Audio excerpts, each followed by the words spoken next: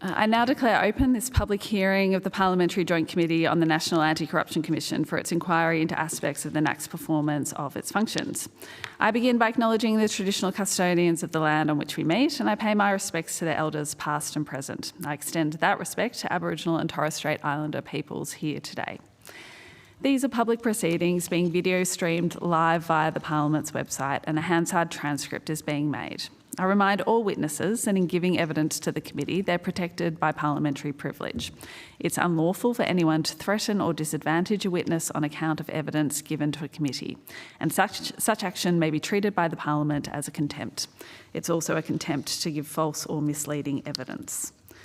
The committee generally prefers evidence to be given in public, but witnesses do have the right to request to be heard in a private session. If a witness objects to answering a question, they should state the ground upon which an objection is made, and the committee will determine whether it will insist on an answer, having regard to the ground which is claimed. If the committee determines to insist on an answer, a witness may request that the answer be given in camera. The committee set 20th of July 2026 as the date for responses to any questions that are taken on notice. I remind members of their obligations under the Behaviour Code for Australian parliamentarians to treat witnesses with dignity, courtesy, fairness and respect. I remind committee members and witnesses who are appearing via video conference and who are not speaking to please mute their microphones. And I now welcome representatives from the Attorney-General's Department. The Senate has resolved that an officer of a department of the Commonwealth or of a state shall not be asked to give opinions on matters of policy and shall be given reasonable opportunity to refer questions asked of the officer to superior officers or to a minister. This resolution does not preclude questions asking for explanations of policies or factual questions about when and how policies were adopted. Commonwealth officers appearing today are also reminded of the Senate order specifying the process by which a claim of public interest immunity should be raised. A copy of the order is available from the Secretariat. I understand that information on parliamentary privilege and the protection of witnesses giving evidence to parliamentary committees has been provided to you. For the Hansard record, will you each please state your full name and the capacity in which you appear today? Thank you. Sarah Semios, First Assistant Secretary, Integrity and Criminal Law, Attorney-General's Department. Sarah Chidgey, Deputy Secretary, Integrity and Security Group, Attorney-General's Department. Joanna Virtue, Assistant Secretary of the Fraud Prevention and Anti-Corruption Branch in the Attorney-General's Department. Thank you. I will now invite you to make a short opening statement, and at the conclusion of your remarks, I'll invite members of the committee to ask questions. Thank you, Chair. We don't have an opening statement. All right, opening statement. All right, into questions. So you'd be aware that the committee has done some work based on the Commission's annual report, and we made some findings out of that about areas that we want to look further at for improvement in the NACC's processes around how it conducts some of its work. I think it would be helpful for us to understand how does the Attorney-General approach its engagement with the Commission across its various functions, particularly those that we are looking at today in terms of how they triage the work that comes into them, how they look at their communications with the public and their broader remit across education on corruption as well. So we have regular engagement with the Commission. Ms Samios and I meet monthly with the CEO, Philip Reid, the Secretary, myself, Sarah Samios and Jo Virtue meet with the Commissioner and Deputy Commissioners and other senior officers in the Commission. I think it's twice a year, as well as sort of broad strategic engagement. And a number of touch points as we deal with processes on which we need to consult them or they need to consult us as well. We don't examine their internal procedures on specific matters, but obviously have engagement as they're finalising reports and with the inspector. We would obviously sort of maintain awareness of the statistics that they report, and they engage with us when they're preparing some of their communications materials. On ethical decision making, for example, was a recent one where we would they would often share drafts with us for comment. And I don't know either of you wanted to add anything? I think the only thing I would add, Chair, is that we do also, my team will regularly engage with them on the prevention side of things as well, because the Fraud Prevention and Anti-Corruption Branch, particularly the Commonwealth Fraud Prevention Centre, has some responsibilities in that place under the Commonwealth Fraud and Corruption Control Framework. So we work very closely with them on, as Ms Chidgey said, products and guidance to make sure we're very strongly in alignment and agencies are getting consistent advice. So in that area, do you have a view on how the NACC has been conducting their work on education and prevention of corruption? And again, if the committee is looking to make suggestions to the NACC about how they might like to look at that work in the future, are there areas that you've found in your work could change or be done differently? I mean, I think I'd say our overall understanding is that they are really quite active across the Commonwealth on prevention and education. Obviously, they've got their integrity survey. I know particularly Deputy Commissioner Rose had a role in frequent engagement with Commonwealth agencies and departments. I think the Commissioner has come probably to a number of Secretary Board meetings, and they've produced a range of products, as we have noted. So we haven't identified anything that we think is a sort of clear gap in what they've been doing, particularly in terms of that engagement with the APS and across the Commonwealth sector. Okay. What about in terms of the work that you do with them? Would you have any comment to make comparing how you engage with the NACC from an agency perspective compared to how you would have, say, engaged with the Australian Commission for Law Enforcement previously? I'm trying to recall. I think not dissimilar. We've probably got slightly more formal structures of engagement with the NACC compared to those with ACLI. And the NACC, I think, does have a more broad program of education and prevention that's more visible, obviously because it's the sort of remit across the Commonwealth sector rather than confined to law enforcement agencies. So we probably have more engagement because more of the products that they're producing and the information is something on which the sort of department is able to support and assist them in drafting. In some of the submissions we've received, there's a particular theme around whistleblower protections and legal aid support. Could you clarify for us the types of support that are provided for people interacting with the Commission on that basis?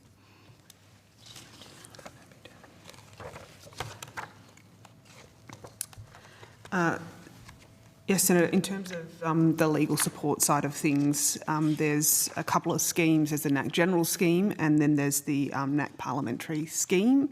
Under the General Scheme, it funds the reasonable cost of legal representation for individuals who are appearing at hearings or applying or proposing to apply for administrative review of a matter under the Act.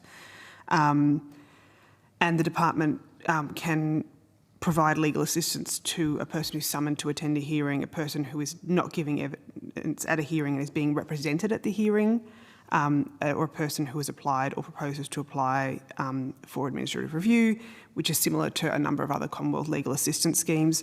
I would note there's also other options for legal assistance for current or former public officials under Part 9 of the Legal Services Directions, which is a scheme more generally applicable and not specific to the NACC.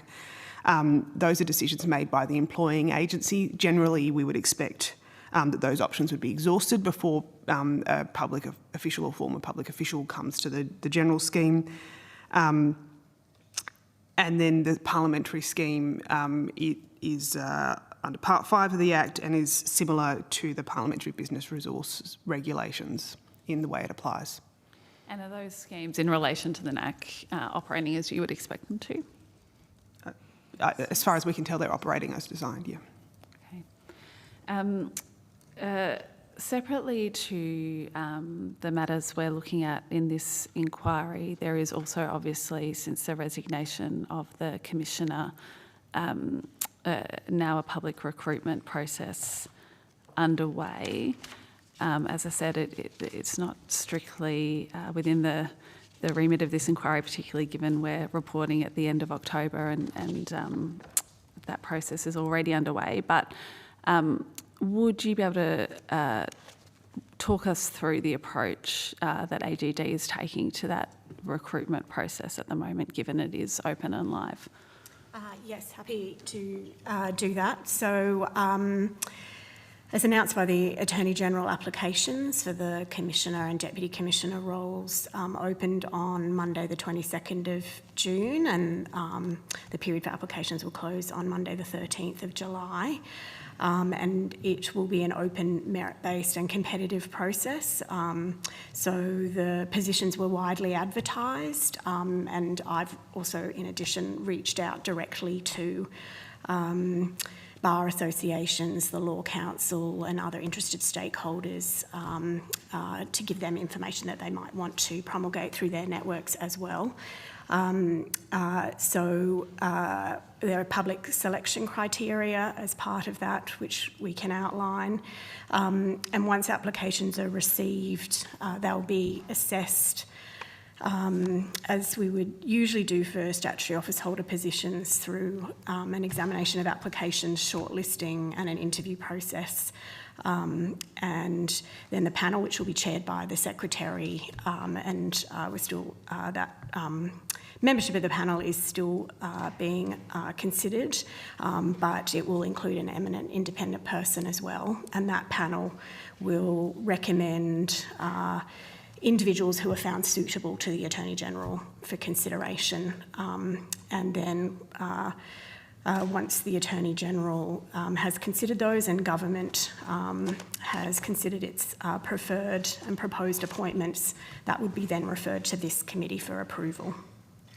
I think it would be helpful if you could go through the selection criteria and perhaps the intent behind that criteria.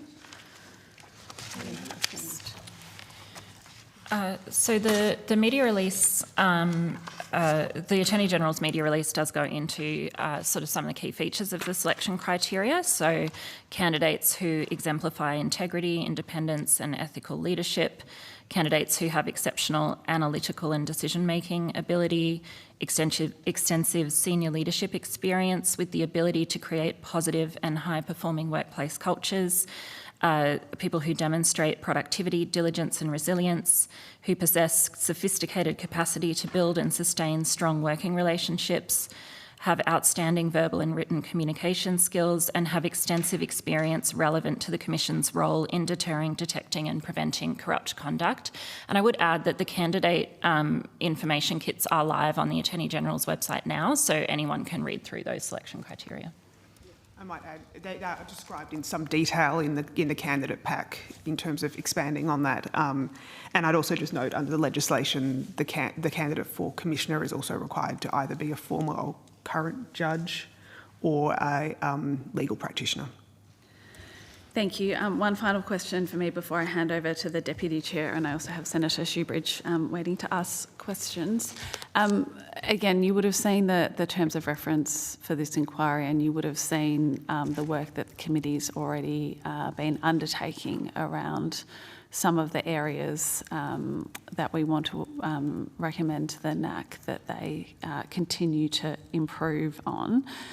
Could you point us to any examples from other jurisdictions, from international, from other sources that we may want to consider as we do that work about how these types of bodies operate and what practices might look like in the future?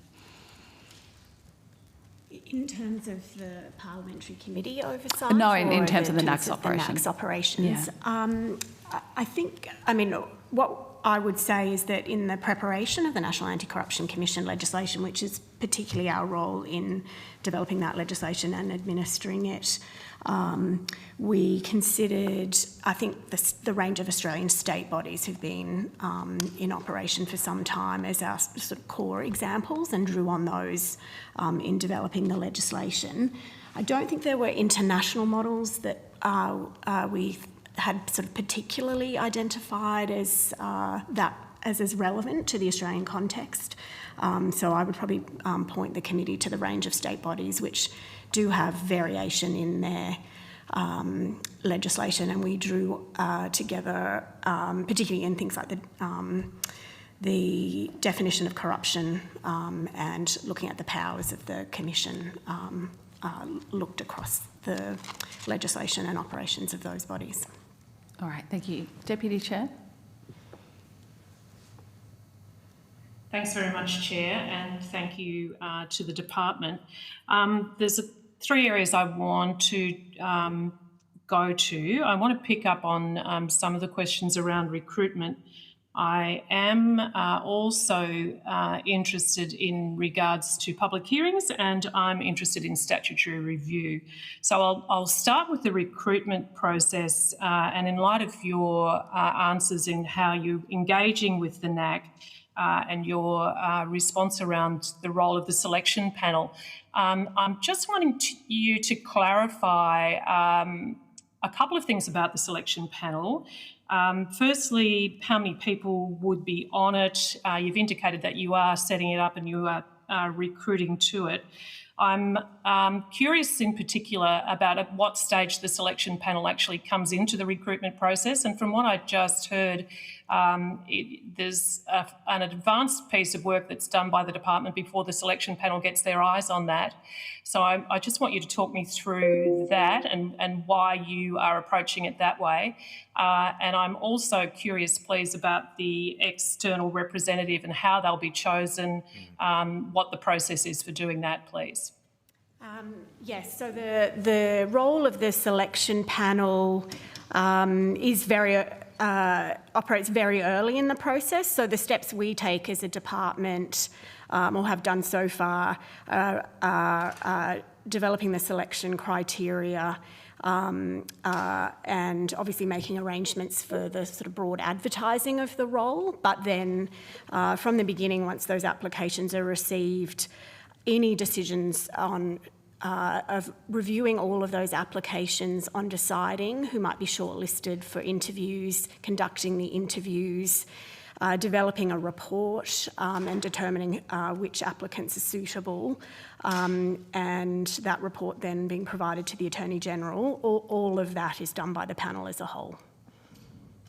Ms. Triage, can I, just in regard to terms of reference D, which is around the Commission's approach to public reporting, broader communication with the public about the role of the NACC and this process of recruitment. I think that last time we went through a recruitment process, it wasn't reported to the public about who would be on a selection panel, how they were recruited, what the process would be. Could you speak to that and how the public will have a sense of confidence that the selection panel process and the recruitment more broadly, how that works? And I'm curious also that part of the process is being run by a recruitment firm, Beaumont & Beaumont, and just what the role of the recruitment firm is in regard to the selection panel and the department and the general public understanding this. Certainly. So I might start with the role of the recruitment firm, and they're very much supporting the process. So some of that administration, supporting ensuring as wide a pool of applicants as possible. So they will support in a more direct way some of that outreach to judges will make calls to those who might be aware of appropriate and suitably qualified individuals, and they just assist the panel with some of the write-up of shortlisting and a report, but very much at the panel's instruction, and all of that, anything that they do like the final report or the shortlisting is reviewed by the panel and directed by them. In terms of the composition of the panel, so I think we've said it would be chaired by the Secretary of the Attorney General's Department. We would expect the eminent independent person looking at, for example, some eminent former jurists as options, and will consult the Attorney General. Typically for statutory office holder positions that are independent, we wouldn't make public announcements of the panel that's doing the process, and might have some concerns just about exposing those individuals potentially to attempts to influence, etc. So we'd want to be cautious about that, but that process is underway of identifying appropriate people. In terms of the size of the panel, typically that would be at least 3 people. In this instance, I think potentially 4, but we're still working that through. And to the external member, could you speak to that? How you're seeking to find that person? What characteristics you're looking for in that external representative on the selection panel? So looking for someone with significant experience who's well regarded and from the legal sector, and as I mentioned, sort of particularly looking at those who've been very senior judges as an option for that eminent independent person, and would look to a background that would indicate that they would have some of the experience that would assist them in assessing the candidates for this particular role, which obviously have that sort of range of skills in leading an organisation, high integrity, and the ability to undertake some of those roles and exercise of powers as well. Have you considered that an external representative may be better placed not to be a judge, to be someone who works with judges? We're absolutely open to considering that as well. And can I just get a sense of, is there an EOI for this external representative, or is this the department seeking to do this by themselves? How are you going to go about it? So I think we've consulted, including consulting some current senior judges and heads of courts on who might be an appropriate person, and we'll then outreach to see about availability and interest in joining the panel.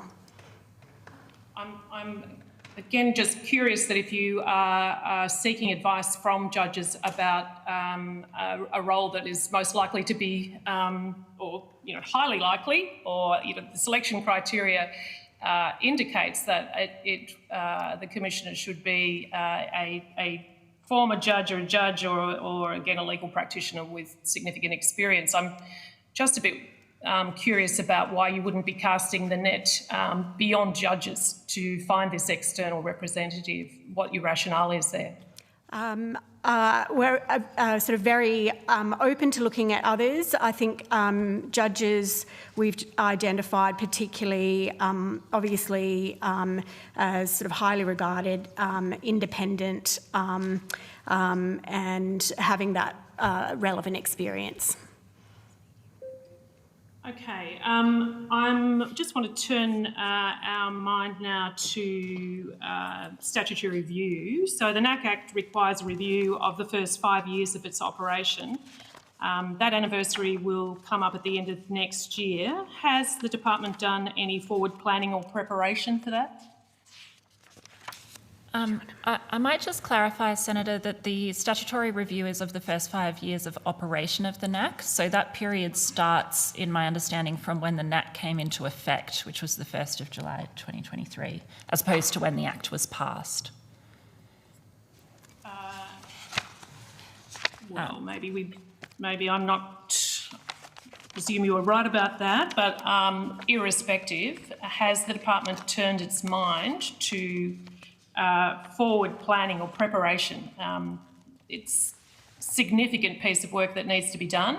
I'm interested in what your thinking is on that and where you're at in contemplating that. I think since the Act was passed and the Commission has commenced, we have been, I guess, monitoring issues that have been raised in relation to the legislation, or where, for example, there have been state reviews of some of the state entities that have made recommendations. So we are, I guess, making sure that we're maintaining a body of information and evidence that could be drawn upon for the statutory review when it comes about.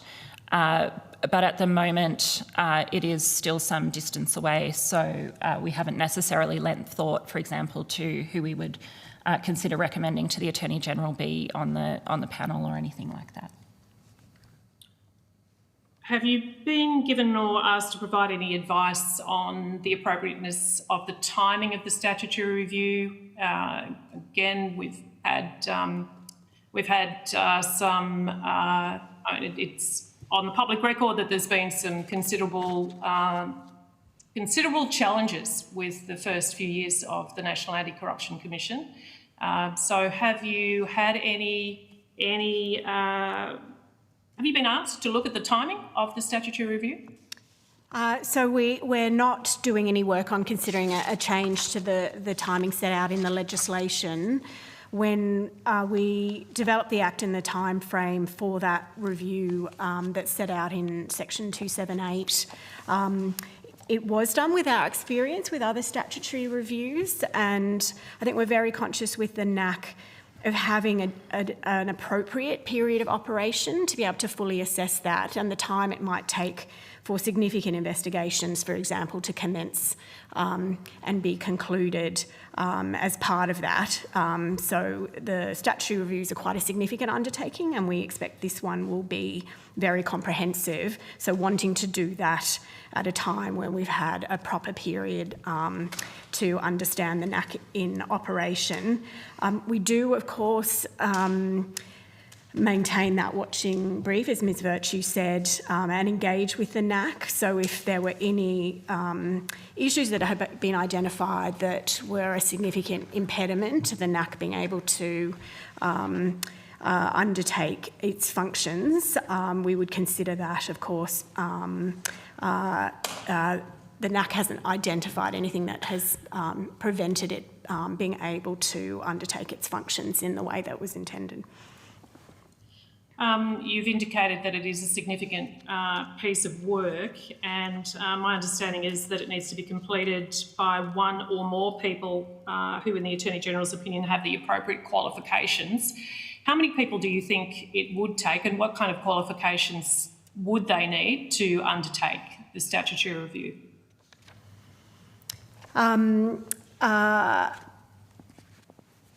I think our experience with past reviews has been varied ways of doing it. So obviously we would at least have one independent eminent reviewer that the department could support.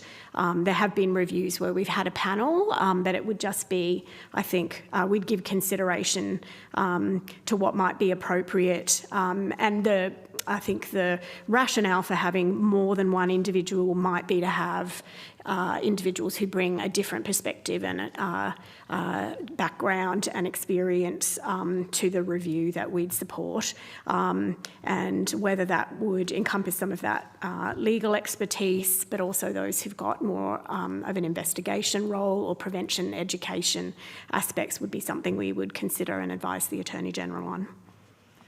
I think the Deputy Chair may just have dropped off, so we'll try and get her back on. And while we do that, Senator Shoebridge, I'll hand the call over to you.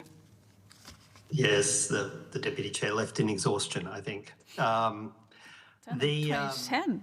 I think she's got more stamina than that. Probably just the answers.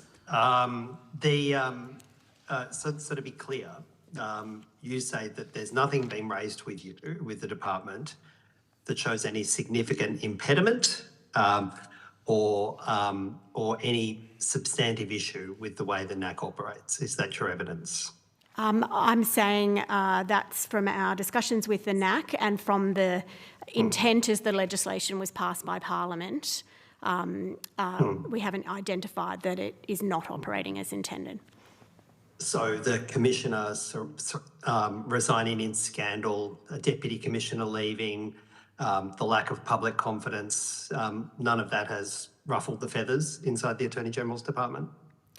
Senator, that is not, none of those things I think have gone to deficiency in particular provisions of the legislation. Have you considered that perhaps there should be some additional structures around the Commissioner's role, clarifications about conflicts of interest, clarifications about the relationship between the Commissioner and the Deputy Commissioners, in light of what I think the public would see as the scandalous exit of the Commissioner, what I think any fair-minded observer would say would be dysfunctional operations at the head of the Commission. None of that has raised any issues about potential statutory reform with the Attorney General's department. Senator, we haven't identified particular changes to the legislation as a result. Many of those issues obviously go to operations in the way actions have been undertaken in practice, and the oversight functions in that way, the inspector and the committee have performed their role as well as part of that. At different times, the Deputy Commissioners looked almost like hostages in there, unable to express their views, They're not here to talk for having themselves. having obviously an incredibly difficult time in there. And did you communicate with any of the Deputy Commissioners? Did you communicate with the CEO about some of those cultural and structural issues? Was that part of your regular ongoing discussions with the NACC? We do have communication with the Deputy Commissioners, and those discussions have gone to how various aspects of their work are being conducted on prevention education, or in some of the aspects of work, for example, on the completion of the Operation Myrtleford report, where the department had a role. Well, one of the core issues that's repeatedly raised with me is the lack of transparency about the NACC, the complete absence of public hearings, the opaqueness of the operations of the NACC. In one of the very few actually publicly reported corruption findings, they actually sanitised the versions. They didn't identify the corrupt official. They kept that confidential. It ended up being the Chief of Staff of the Home Affairs Secretary. Has the question of transparency and the lack of transparency been a discussion point in the Attorney General's? Is it a piece of work you're looking at?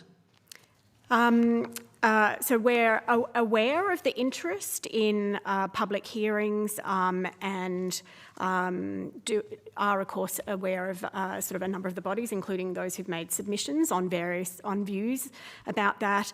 In terms of the statutory structure for the NACC, it was very much based on, there are sort of powers for the Commissioner to make statements, and the legislation is very much about establishing the NACC as a body with independence to make those decisions about what is in the public domain. Obviously, it was a decision of the government and the Parliament for the thresholds that were applied for public hearings of the public interest and exceptional circumstances. They reflect the same criteria that apply, for example, to the Victorian Independent Broad-Based Anti-Corruption Commission, which has conducted hearings. I'm aware of instances like Operation Myrtleford, where Deputy Commissioner Kilgore has explained the way the Commission considered the option of public hearings as well. You would know that there is equally very low public confidence in the Victorian counterpart because of its almost very, very rare public hearings, the ongoing political and public discussion about the very secretive way in which the Victorian counterpart operates? Has that been part of your consideration when you look at that? So I'm not able to comment on those views.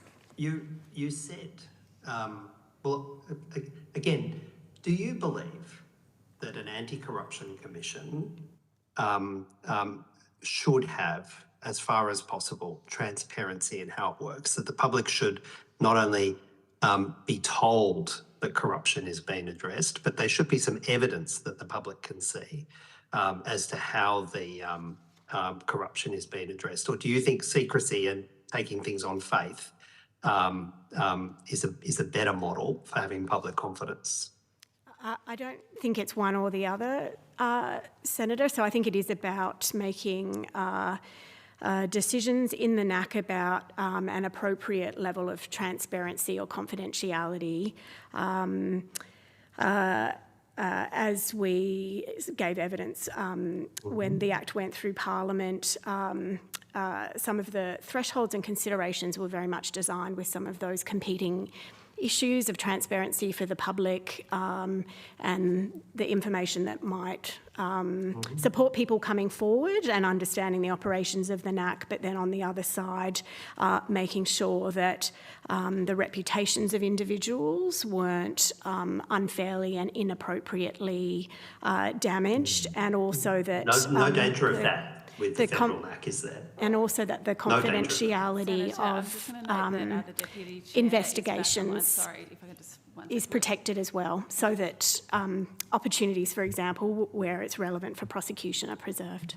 Sorry, Senator, can I say, last question, I've got the Deputy Chair back on the line and Ms Garland waiting for the call, so just letting you know, thank you. Well, you know, there are words like transparency used by the Attorney-General and by your department, but you won't even tell the public who's going to be the eminent person on a recruitment panel. And the rationale you give is you think that somehow they will be exposed to attempts of influence.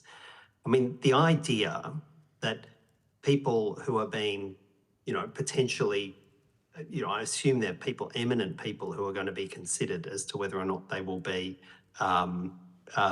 appointed to the NACC.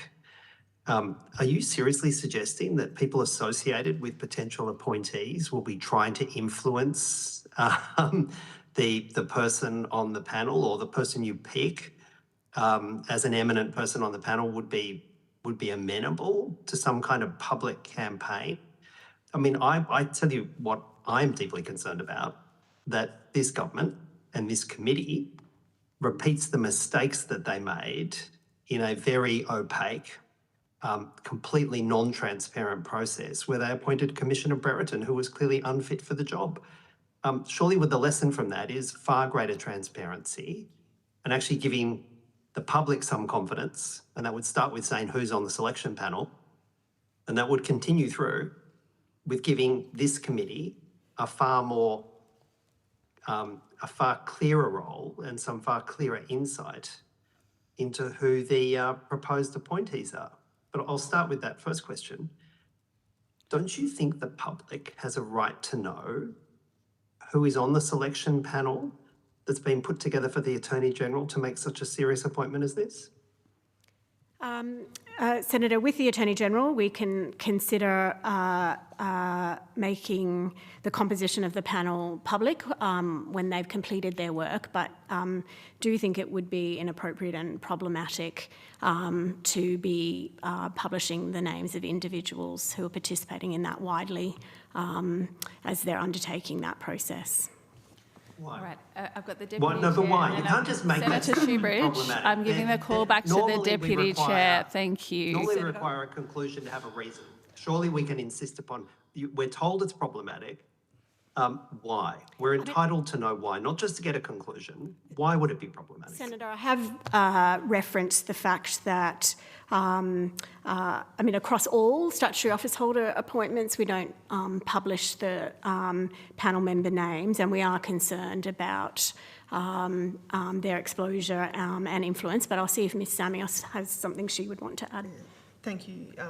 So what I would add, I've seen a number of these things in practice, and particularly where we're dealing with panellists who might, for example, have public email addresses or appear at public events. We have had incidences where people have not necessarily deliberately, but inadvertently gone around the process by knowing that person's on the panel and seeking to contact them directly about it in advance, or also simply having people harassed by a large volume of emails sent to their professional email addresses while they're in the process of doing the work.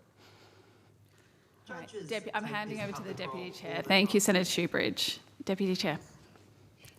Thanks, Chair, and I'd just like to add to that. Judges exactly take this all the time. Public figures take this all the time, and eminent persons, I think, are eminently able to manage such attempts to influence decisions and processes, would be my comment about that. So I would be very eager to have you reconsider such a view around the public understanding who's on the selection panel, why they're there, how you chose them, and to give confidence that we have the right people drawing conclusions, coming to a decision about who will be the most appropriate person to lead this extremely important organisation that is the National Anti-Corruption Commission.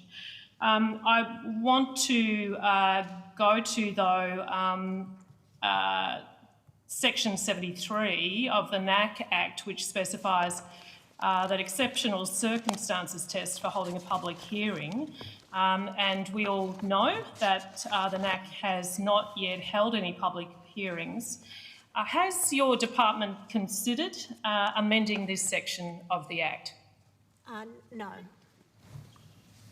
Can I ask you what you might consider in looking at this at the public hearings? Have you not given any thought to this at all? Have you been observing this? Have you got any observations around the lack of public hearings thus far?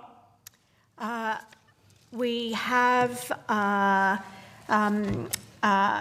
maintained awareness of commentary, including in submissions that have been made to this inquiry, and it was an issue that was considered in depth as the legislation went through Parliament. So we're certainly aware of the policy intention about the exceptional circumstances and public interest criteria that the government's position, and ultimately that was passed by the Parliament, was a view that that was appropriate to maintain that balance between issues of transparency but ensuring that the integrity of investigations were protected, along with ensuring that individuals didn't have reputations unfairly damaged before the Commission had had opportunity to work through an issue and an investigation and reach conclusions. Given that we've had several years of operation of the NACC now, is the department able to give us a definition of what exceptional circumstances might be? I think in the way it is in the Act, it is very much for the Commissioner to make a decision about, in all the circumstances, whether it would be appropriate and a sort of where there's a particularly strong case for public hearings to be held. But we wouldn't confine it further than that. And in regard to the recruitment process for a new commissioner, would the selection panel be seeking to get an understanding from applicants around what their understanding of exceptional circumstances are? I think that will be a matter for the panel to determine in terms of the interview questions that are asked. I don't know whether was there anything in selection criteria? No, I don't. Yeah, I think it would be a matter for the panel to determine how it wants to draw out from candidates how they would consider performing their role that could include hearings. And finally, in regard to the NACC being broadly within your portfolio, your department itself is an entity subject to mandatory referral requirements. Are you able to talk about how that mechanism works within your own department? Thanks, Senator. We are very conscious of that, and therefore we maintain a separation of functions between my branch, which looks after the relationship with the NACC and the administration of the Act, and the corporate functions that would be responsible for the internal anti-corruption and functions of the agency, and any engagement with the NACC in that regard, in an operational sense, I mean. Could you just tease out for me how you keep those things separate? It's not clear to me how you would. So it's in another area of the department, in the Office of Corporate Counsel. They are responsible for ensuring that the integrity frameworks that go to the internal functioning of the department are working effectively.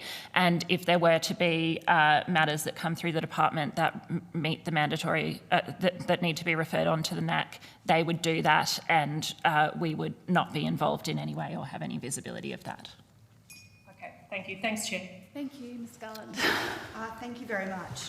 Look, obviously we've heard a lot about how important it is that the public have confidence in the NACC and the system, and so I just would really invite your reflections on the way referrers have been communicated with and the timeliness of those communications when they've contacted the NACC with a particular concern. So the department's role, we don't have any direct involvement, but certainly we do consider the NACC's own reporting, including on how it's met its performance measures, and are aware that some of those are below the standards that the NACC had set for itself.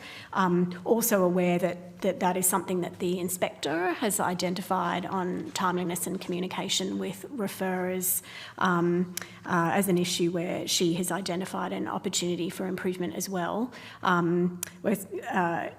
Conscious for the NACC, there are a lot of different issues that might affect some of those things, but we're aware that those have been issues that have been identified in their practices.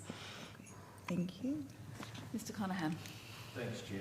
Can I just ask, what's the department's rationale for not issuing an EIO for the independent person? Because it would seem that the process that you're undertaking now accesses a limited pool of professionals, and from an outsider's perspective would erode the trust in terms of the transparency and integrity of the process. Can you tell me why the department isn't going broader and issuing an EIO? So we have a very broad advertised process for applicants for the positions. Mm-hmm. We don't, and we do a very significant range of statutory office holder appointments, including for all the federal courts and the Administrative Review Tribunal. We don't conduct sort of broad-based public expressions of interest for people to join panels as well. And I think there would be just significant issues in trying to undertake a public process to be appointed to a panel to then consider appointments for the positions themselves. But this is one person. This is the independent person. Yes, it would still be an unprecedented and challenging addition to a process to where we're sort of conscious of moving expeditiously. So, I mean, we have said it will be an eminent independent person and can identify who they are when they have undertaken their work, is what we have said, but we don't propose to do a broad public expression of interest for participation in the panel. Would you agree that it erodes public trust by doing it that way? No. Just one last question. Who chose Beaumont and Beaumont? I think it was ultimately the Secretary's decision. Was there a selection? And we undertake a sort of request for quote. So there is a panel, it's a people panel that is administered by, I believe, the Department of Finance. So we go to members of that panel. That panel has been selected through an open tender process previously. Okay, thank you. Thank you, Chair. Thank you. Thank you for your evidence today. If you've taken questions on notice, could you please provide your answers to the Secretariat by 20th of July? Thank you.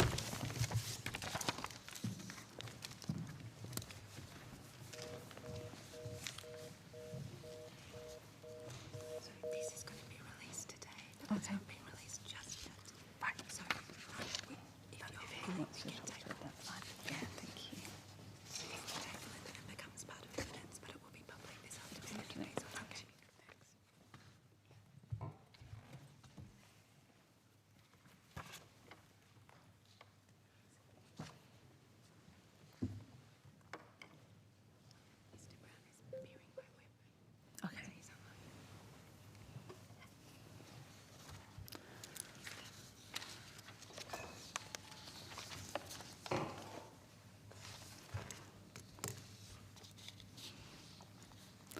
I now welcome representatives from the Human Rights Law Centre here in person and Transparency International Australia via video conference. For the Hansard record, will you please state your full name and the capacity in which you appear today? Mr. Pender, I'll start with you. Kieran Pender, Associate Legal Director, Human Rights Law Centre. Thank you. And online? Thank you, Chair. I hope you can hear me okay. Professor AJ Brown, I'm Chair of Transparency International Australia and also Professor of Public Policy and Law at Griffith University. Thank you, Professor. We can hear you, but we can't see you. Were you intending to turn your camera on? Certainly. There we go. See Now we've got you. Great, excellent. Thank you.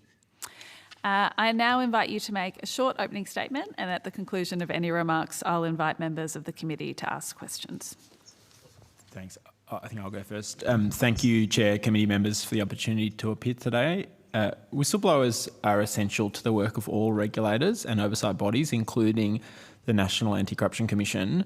Direct referrals in particular are a particularly important avenue for the Commission to receive essential information to guide its work.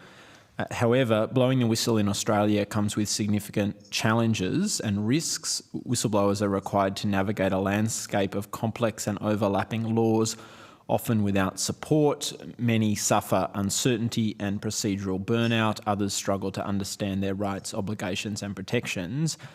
Our research shows that as many as 8 in 10 whistleblowers suffer retaliation for speaking up. In 2023, we launched the Whistleblower Project, Australia's first specialist pro bono legal service for whistleblowers.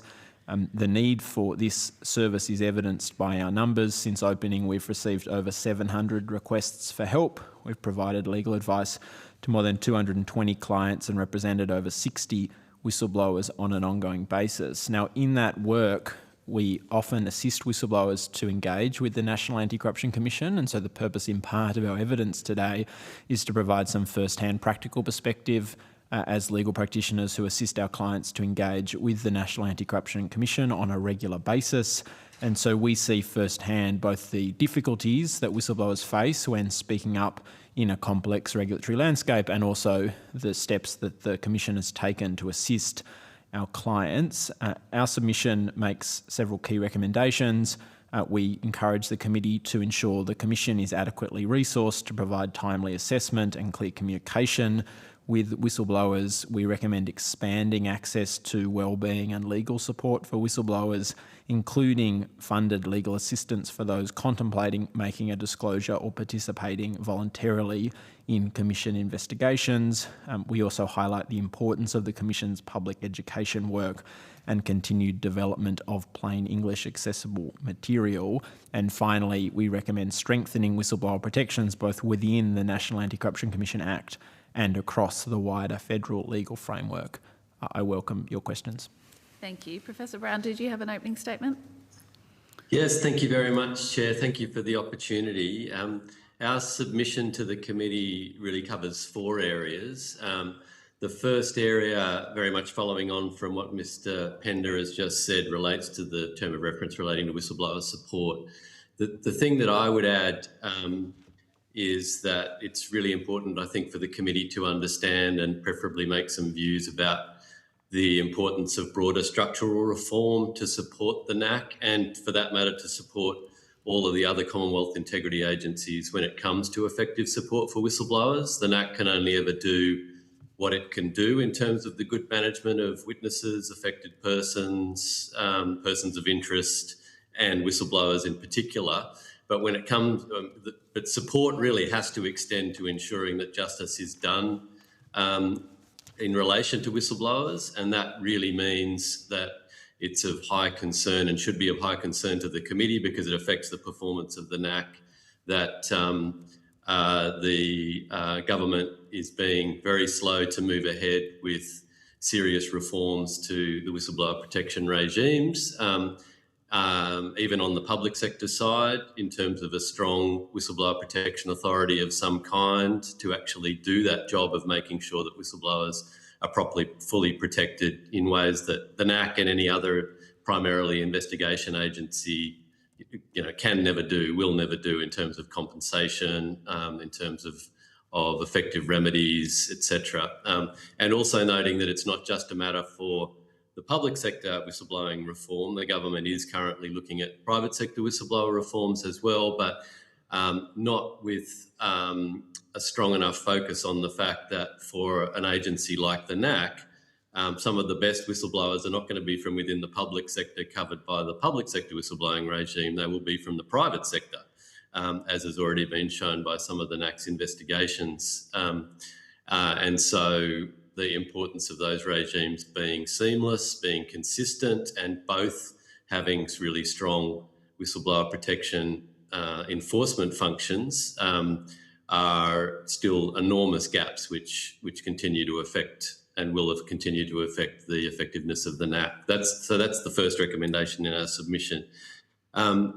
Briefly, the other three areas, recommendations 2, 4, 5, 6 and 7, I think in our submission relate to the importance of the NACC using its prevention powers more effectively and the need for it to be properly funded to do prevention more effectively. These are issues that are well-known problems for anti-corruption agencies. Prevention always comes second best. It always suffers from a lack of resources. The high legal costs of the investigation work and the time intensiveness of that always sucks up the resources of anti-corruption agencies. That's a structural problem that I think the NACC, the government and the NACC should have been more alert to, and it seems to be manifesting itself in a way that was fairly predictable but probably needs to be rectified now, definitely needs to be rectified. The beauty of the NACC is that it has its very unique and very important powers to do public inquiries into systemic corruption risk issues and policy issues, which is above and beyond any other anti-corruption commission. So we've been advocating for some time and having good discussions with the NACC about how it might use those powers. It's time to use those powers. And again, it's partly resourcing and partly priorities, but we think that that's got a huge role to play in the NACC really being able to fulfil its mission and in some ways build and restore its reputation with the wider community. And so you'll see we've got various recommendations relating to that. The third area is transparency, to which some of that relates, transparency more generally. It's vitally important that the government remove the exceptional circumstances test from public hearing powers, if only to help remove the public impression that somehow the NACC is nobbled, when in many ways it is not nobbled, but the public impression, thanks to the way that the government introduced that test, was to effectively to create the public impression that the NACC's ability to be transparent and engage properly with the community, demonstrate what it's doing. The impression is that it's been nobbled and the test is just simply not necessary. So it needs to be removed as a matter of priority. Just to back that up, I hope the committee has received, if not, I'm happy to provide it, some of the research that we at Griffith University have been leading on public trust, and particularly experimental research on public attitudes and perceptions when it comes to both independence and transparency of the anti-corruption commissions. And so we've really got very concrete evidence about just how important it is for public confidence and public trust, and how effective it is for public trust in government that a commission be able to use those powers and use them appropriately and proportionately and with safeguards, but use them in order to play a stronger role in the relationship with the community and happy to go into that. And I can see, Chair, I think you've got a copy of it there. So that's great that that's made its way to the committee. Happy to talk about that. Fourthly and finally, our recommendations 8 and 9 really relate to the opportunity and the need for structural reform to the NACC legislation in two ways if we really want that relationship with the community to which your terms of reference go to be strengthened and for the NACC's prevention priorities and planning to be strengthened in a way that the community would expect. Some of these are ideas that have been around for a while and it looks like they really sort of needed, relating to having preferably statutory mechanisms but standing mechanisms for the wide range of stakeholders that should be informing the Commonwealth anti-corruption strategy generally, but in particular the priorities and the thinking and the intelligence of the NACC through some standing advisory mechanisms that engage with key stakeholders in the community, and including civil society organisations. That would be best practice globally, or it would be joining best practice globally. Finally, we do think it's time to start having a conversation in advance of the 5-yearly review. Or is it a 3-yearly review? I think it's a 5-yearly review, statutory review of the Commission, about the management structure of the Commission that's embedded in the legislation. The structure involving the Commissioners and the Deputy Commissioners versus a multi-commissioner model that is more similar to the most effective anti-corruption agencies in the country. So that's a much bigger question that probably goes a little bit beyond the current terms of reference in some respects, but not in others, because it really goes to the heart of the Commission's expertise, vision, planning, strategy, and relationship with the community and stakeholders and the rest of government for that matter, in terms of how it sets those prevention priorities and how it goes about engaging with those stakeholders in the way that it does its prevention work in particular, and its communication with the community, which has obviously been a big issue for the NACC. Finally, I just want to say, Chair, that in my view, the NACC has been getting a bad rap to an extent that it doesn't deserve, and that's sometimes been disproportionate and doesn't give adequate recognition to the very good work that it has been starting to show it really can do when it comes to its primary or a primary function of investigating and exposing and dealing with corruption at a Commonwealth level. And I think that's really important to recognise. I think some of the commentary about some of the problems surrounding the NACC, which clearly inform this very timely and necessary and good inquiry, have been a bit disproportionate. Sometimes the commentary's even been a bit misleading. I think it's really important that the committee, expresses its firm support for the NACC in terms of the very good work that it does and the work that it can do, notwithstanding that clearly there's been a few issues, and I know this is a bit of an understatement, but a few issues that have made the commencement of the NACC much rockier than anyone would have ever have wanted it to be. So, but happy to also talk about those broader issues. Thank you.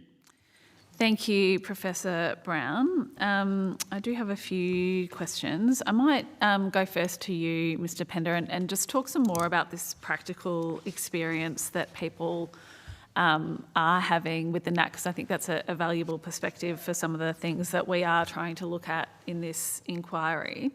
In your submission, you talk to the varied experiences that your clients have had with the NACC, and you contrast this with the experience of the HRLC itself. Could you provide the committee with some examples of the differences in those experiences and actually what a better experience would look like? Sure. Thanks, Chair, for that question. Broadly, many of our clients in their engagement with the National Anti-Corruption Commission have had a positive experience. Certainly, it's been my view that the Commission has really tried its best to engage constructively with our clients. The establishment of the Witness Liaison Office at the National Anti-Corruption Commission, we think has been a really good success. The ability to refer people for wellbeing support has been a great success. Now, as with any Commonwealth regulator or state regulator, different clients have different experiences. In our submission, we talk to the delays in notification. I think communication and timely communication is always going to be a challenge, not just at the initial referral stage, but we have clients who, have been basically since the commission was established in ongoing participation in investigations and so on, and sometimes a lack of communication which can be hampered because of the confidentiality that necessarily attaches to these investigations can be really difficult for our clients. But certainly it is my view that the Commission has done a relatively good job engaging with many of our clients, and I commend the Commission for the approach it's taken. The Commission in its submission uses a case study. This is on page 69 of the Commission's submission, where we worked together in a particular client instance for the Commission to exercise its powers in a way that our whistleblower client could be protected and information could be given to the Commission for it to consider. So in our submission, we talk to the need for the communication function, the referral assessment function to be adequately resourced. I know there have been examples where that hasn't been done well, that have been discussed by the inspector, for example. Certainly that variable experience is consistent with ours, but we've certainly found whenever we've engaged with the Commission, it's been willing to hear our feedback, and we've been grateful for that. But I think there's a point here about the wider structures around this and the ability for people to access support. So on the Commission's website, it directs people to our legal service. That's great. We're a almost entirely philanthropically funded legal service. It's not a structural solution that whistleblowers wanting to participate in the Commission have to get legal advice from a philanthropically funded legal service. There is some whistleblower legal support available through the Commission, but in very narrow circumstances through for example, the Attorney General's National Anti-Corruption Commission general scheme.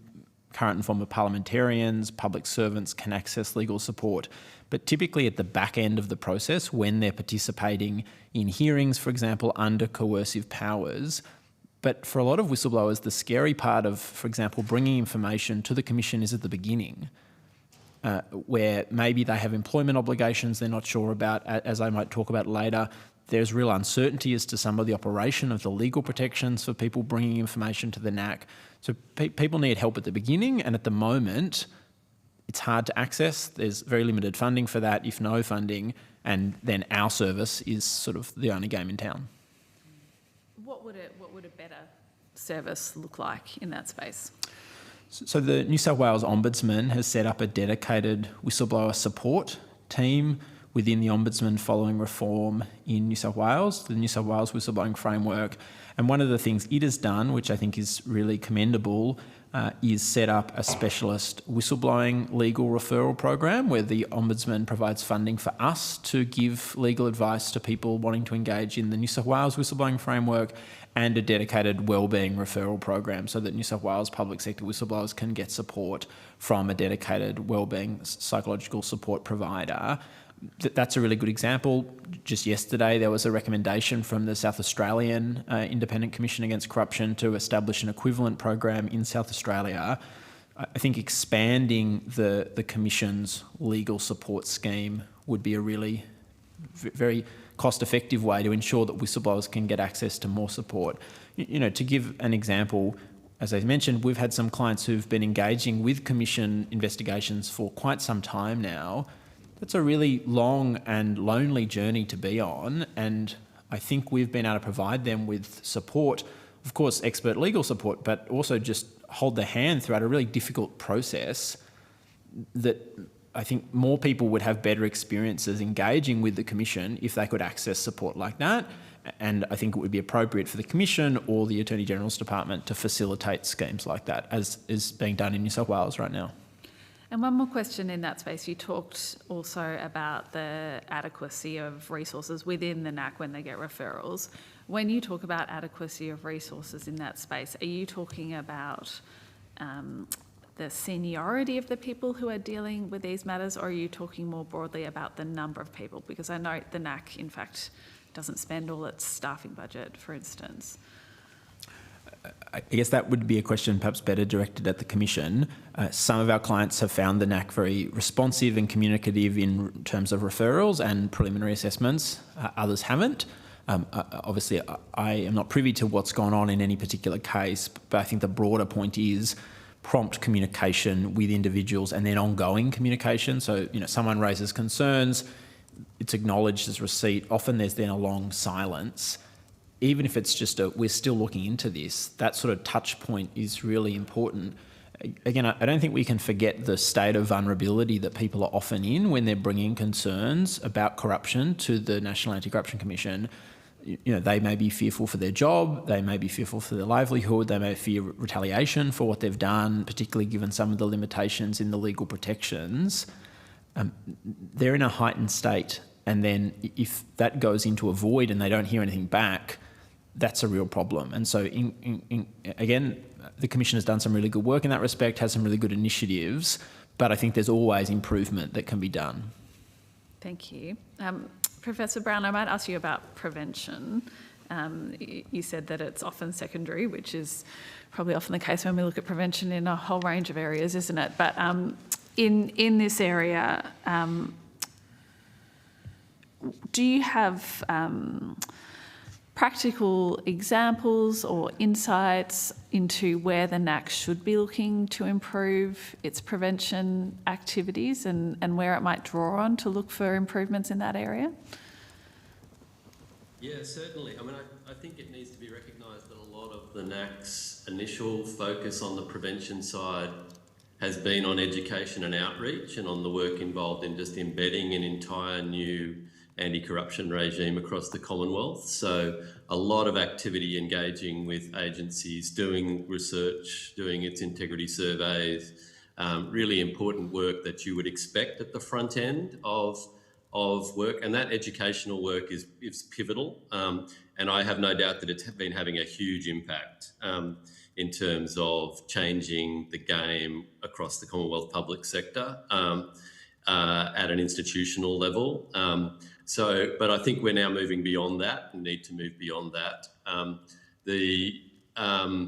The second area of prevention work that I think has been built into the primary job of the NACC has been in its publication of, it's now started to publish some reports on its investigations, two in particular, the one relating to Home Affairs recruitment that was published, whose name has just escaped me, but also the Operation Myrtleford report on Robodebt, send very strong messages throughout the public sector about the fact that there's now an anti-corruption commission on the beat, that corrupt conduct can cover things that people might not have otherwise previously across the Commonwealth previously might have thought were not really bad things like nepotism or lying. So I think that, there's a really strong prevention element that's built into those functions, which is sort of now starting to happen, and I think is starting to be a bit of a game changer. What's more difficult is building prevention analysis and recommendations into investigations in a more strategic way, and I think we're yet to see the manifestations of that in terms of the NACC taking on and then publishing investigation reports, which, irrespective of what is actually found in investigations, can lead to systemic reform recommendations that affect the entire sector. And that's been a long and slow road for many anti-corruption commissions around the country and they still, some of them still haven't got there in terms of doing that. But I guess even more than that, and that's where our recommendation relating to the quality of, or the potential and the need for prevention work that focuses, for example, I think it's our recommendation 6 on looking systemically at the quality and consistency of how Commonwealth agencies are doing their corruption risk assessments when they're building and revising and implementing their fraud and anti-corruption plans that they're required to have, is something that, maybe the department will say that they've got that covered, but it would be much more effective for the NACC to take that on as a sort of systemic responsibility, because it's the one with the teeth at the end of the day if an agency falls down. And that is about system hardening, system strengthening. It's really serious work. It's resource intensive. It's like doing investigations, but not into individuals doing bad stuff. It's into features of organisations and systems that we can identify and evaluate. And it needs to be done by somebody, and it's beyond. I think it's beyond the capacity and necessarily the powers of the department or the ANAO doing an occasional audit, performance audit on such issues, etc.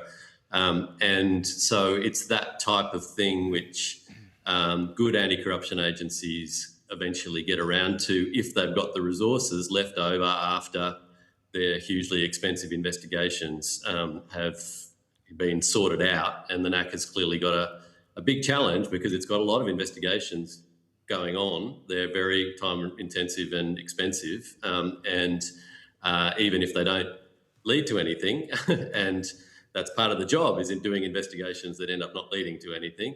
And that's why we have the assurance function. But it just means that there's got to be both the NACC itself, but also the government in terms of budget support and tweaking the legislative framework to properly support the function. Need to take that very seriously if we want the NACC to be that integrity commission, in addition to being a traditional narrow anti-corruption commission, which we know is not enough. All right, thank you. I'll hand over to the Deputy Chair, and then I've got Mr Conahan and Senator Shoebridge. Thank you very much, Chair, and thank you, Professor Brown and Mr Pender. Professor Brown, just picking up on this prevention component, your submission notes that public hearings serve multiple purposes, including in the prevention and deterrence space and building institutional legitimacy. Could you just elaborate a bit more on that and what you've seen in other jurisdictions in regard to the effect of public hearings? Yeah, certainly. And I think those research results that I referred to, the fact that we ran a very carefully designed experiment that has very high quality, funded by the Australian Research Council, into what happens to public trust when an investigation is conducted via public hearings rather than simply privately, even for good reason, privately. And also the Commission manages to get beyond playing a sort of neither confirm nor deny approach to what it's doing, and instead actually gets on the front foot in communicating what it can do. Obviously, those things have to be done in a responsible way, which is lawful and recognises the interests of stakeholders, and including persons of interest, etc., and their welfare. And I mean, that experiment basically shows that where transparency occurs, including particularly through the use of a public hearing component, then public trust in the work of the Commission and in politicians generally, if the focus is a politician of the corruption allegation, then public trust will go up compared to the control by something like 17%. So it's that's a really significant component. So, I mean, what that tells us is that where a commission either doesn't engage in or can't engage adequately for whatever reason in being able to deploy those transparency tools, then it's working with one hand tied behind its back compared to those that can. Those that can clearly build up public reputation and rapport and awareness, and that includes across the sector that they're policing, obviously, the public servants and the agencies, much more rapidly and much more effectively. And so the WA Commission, the New South Wales Commission and the Queensland Commission, it helps explain, I think, not only that they've been around for a while longer, but that it helps explain the fact that people know that they can use public hearings and that they do use public hearings, although sometimes probably not as much as they could or should. And of course, there is the problem that in the past, in New South Wales in particular, public hearings have been overused.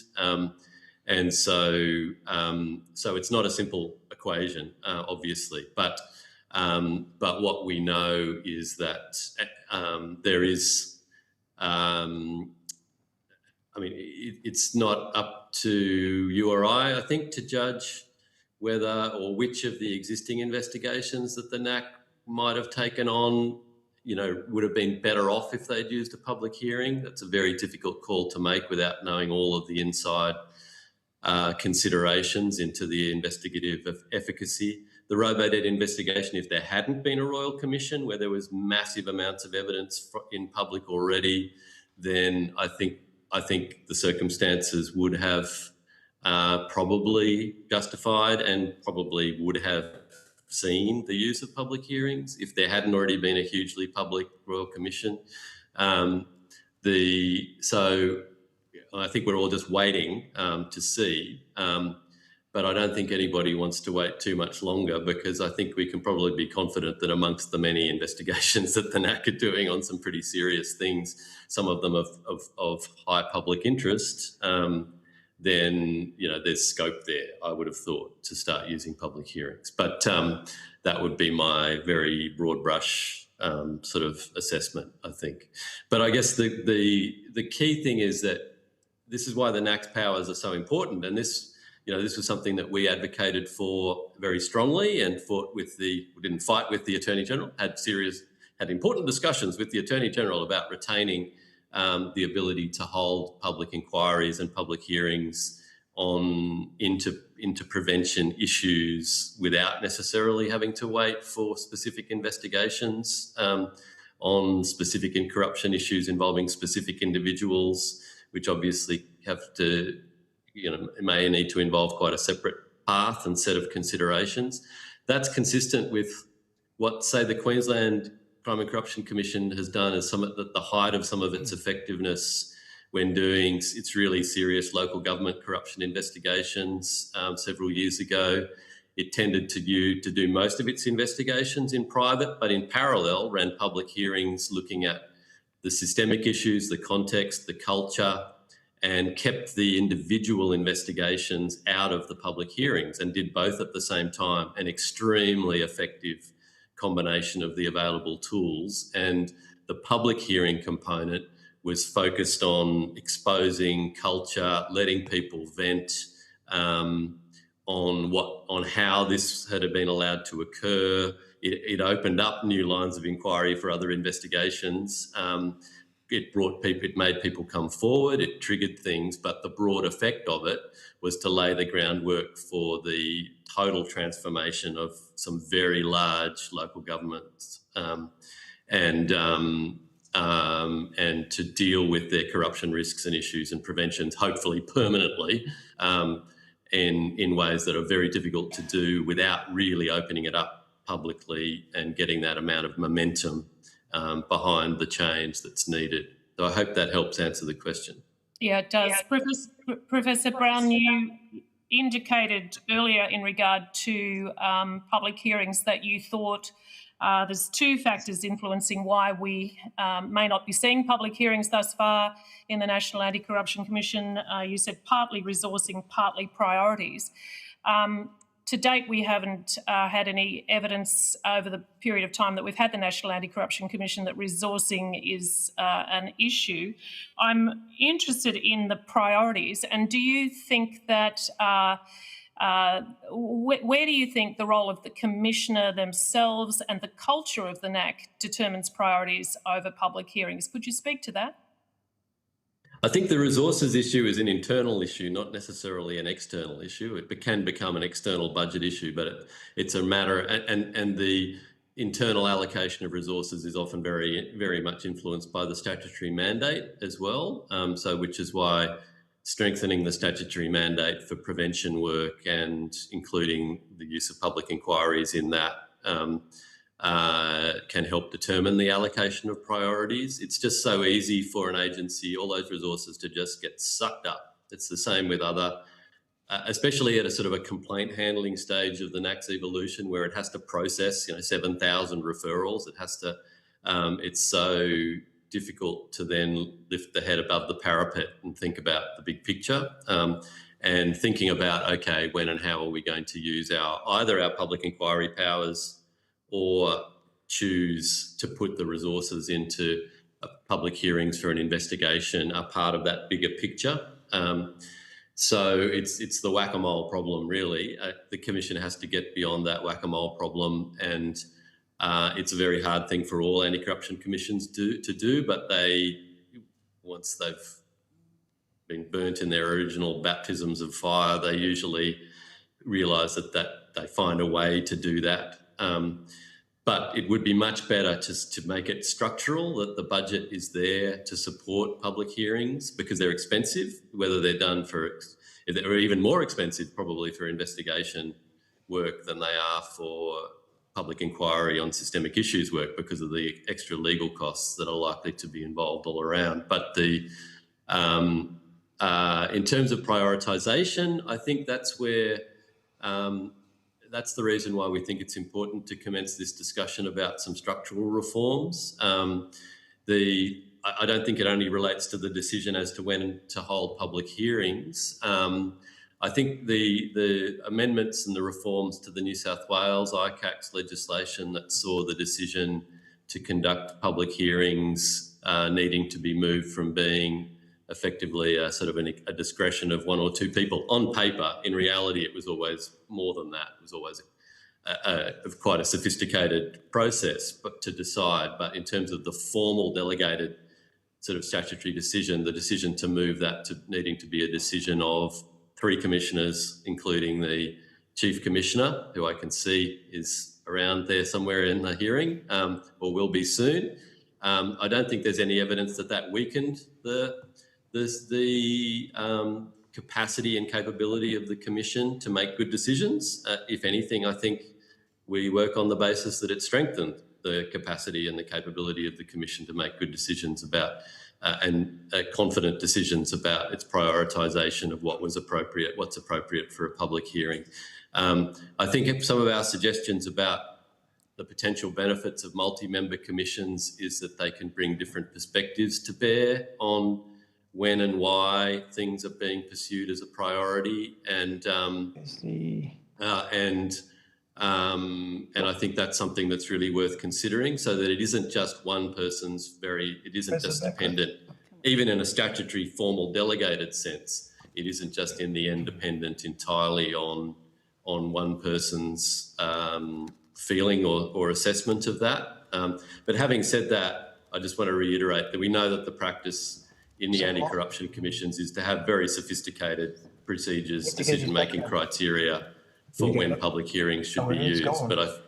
But I think strengthening the statutory regime around that Professor, sorry, I'll just let our next witness know that if you could just mute. Oh, they've popped off now. All right, excellent. Yep. Lovely. Keep going. I think I'd completed the point. All right, thank you. Deputy Chair, just in the interest of time, if I can ask if this is your last question, please.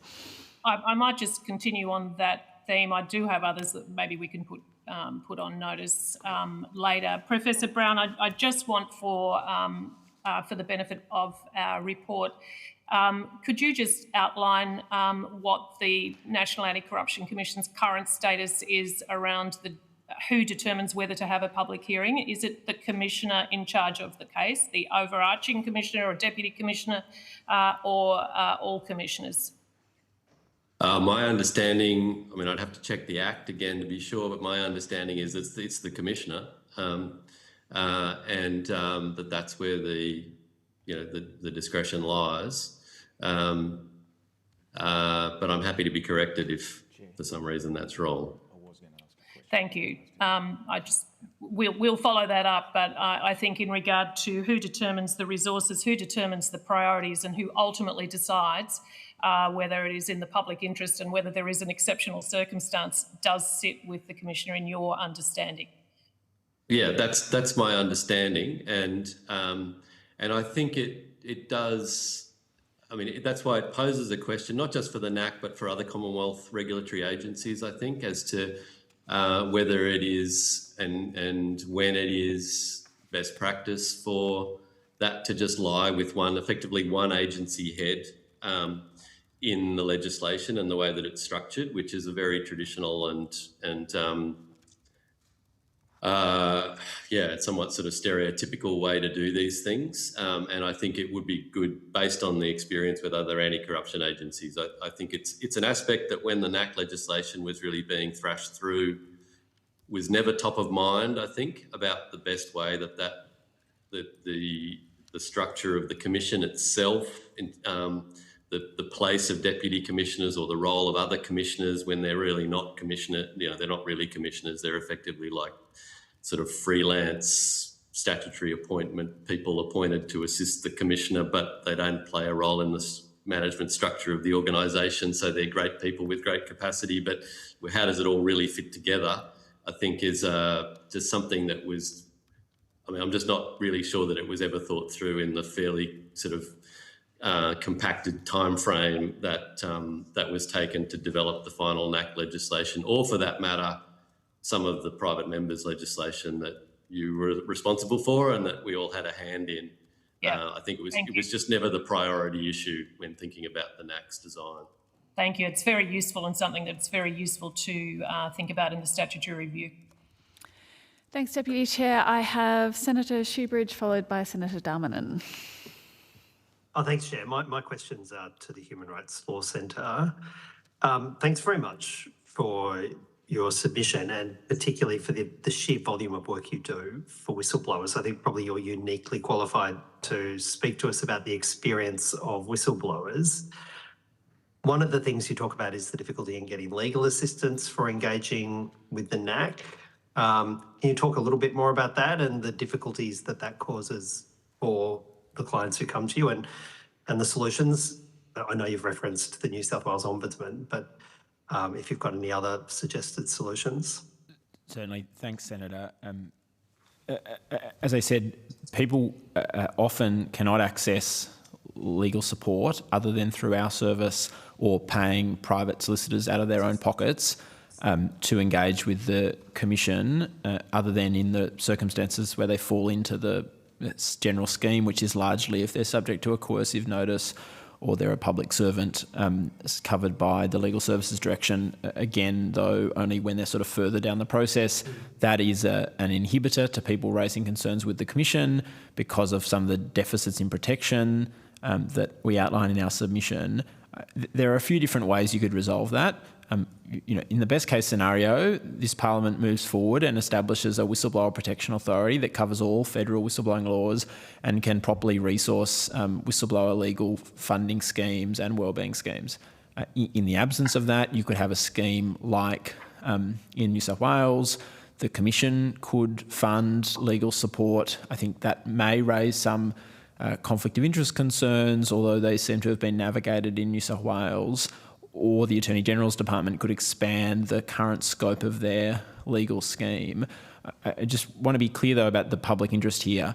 Helping people get legal advice as to how they bring information lawfully to the Commission is really important. And the example that is given by the Commission in its case study as to the way we work together is a good example.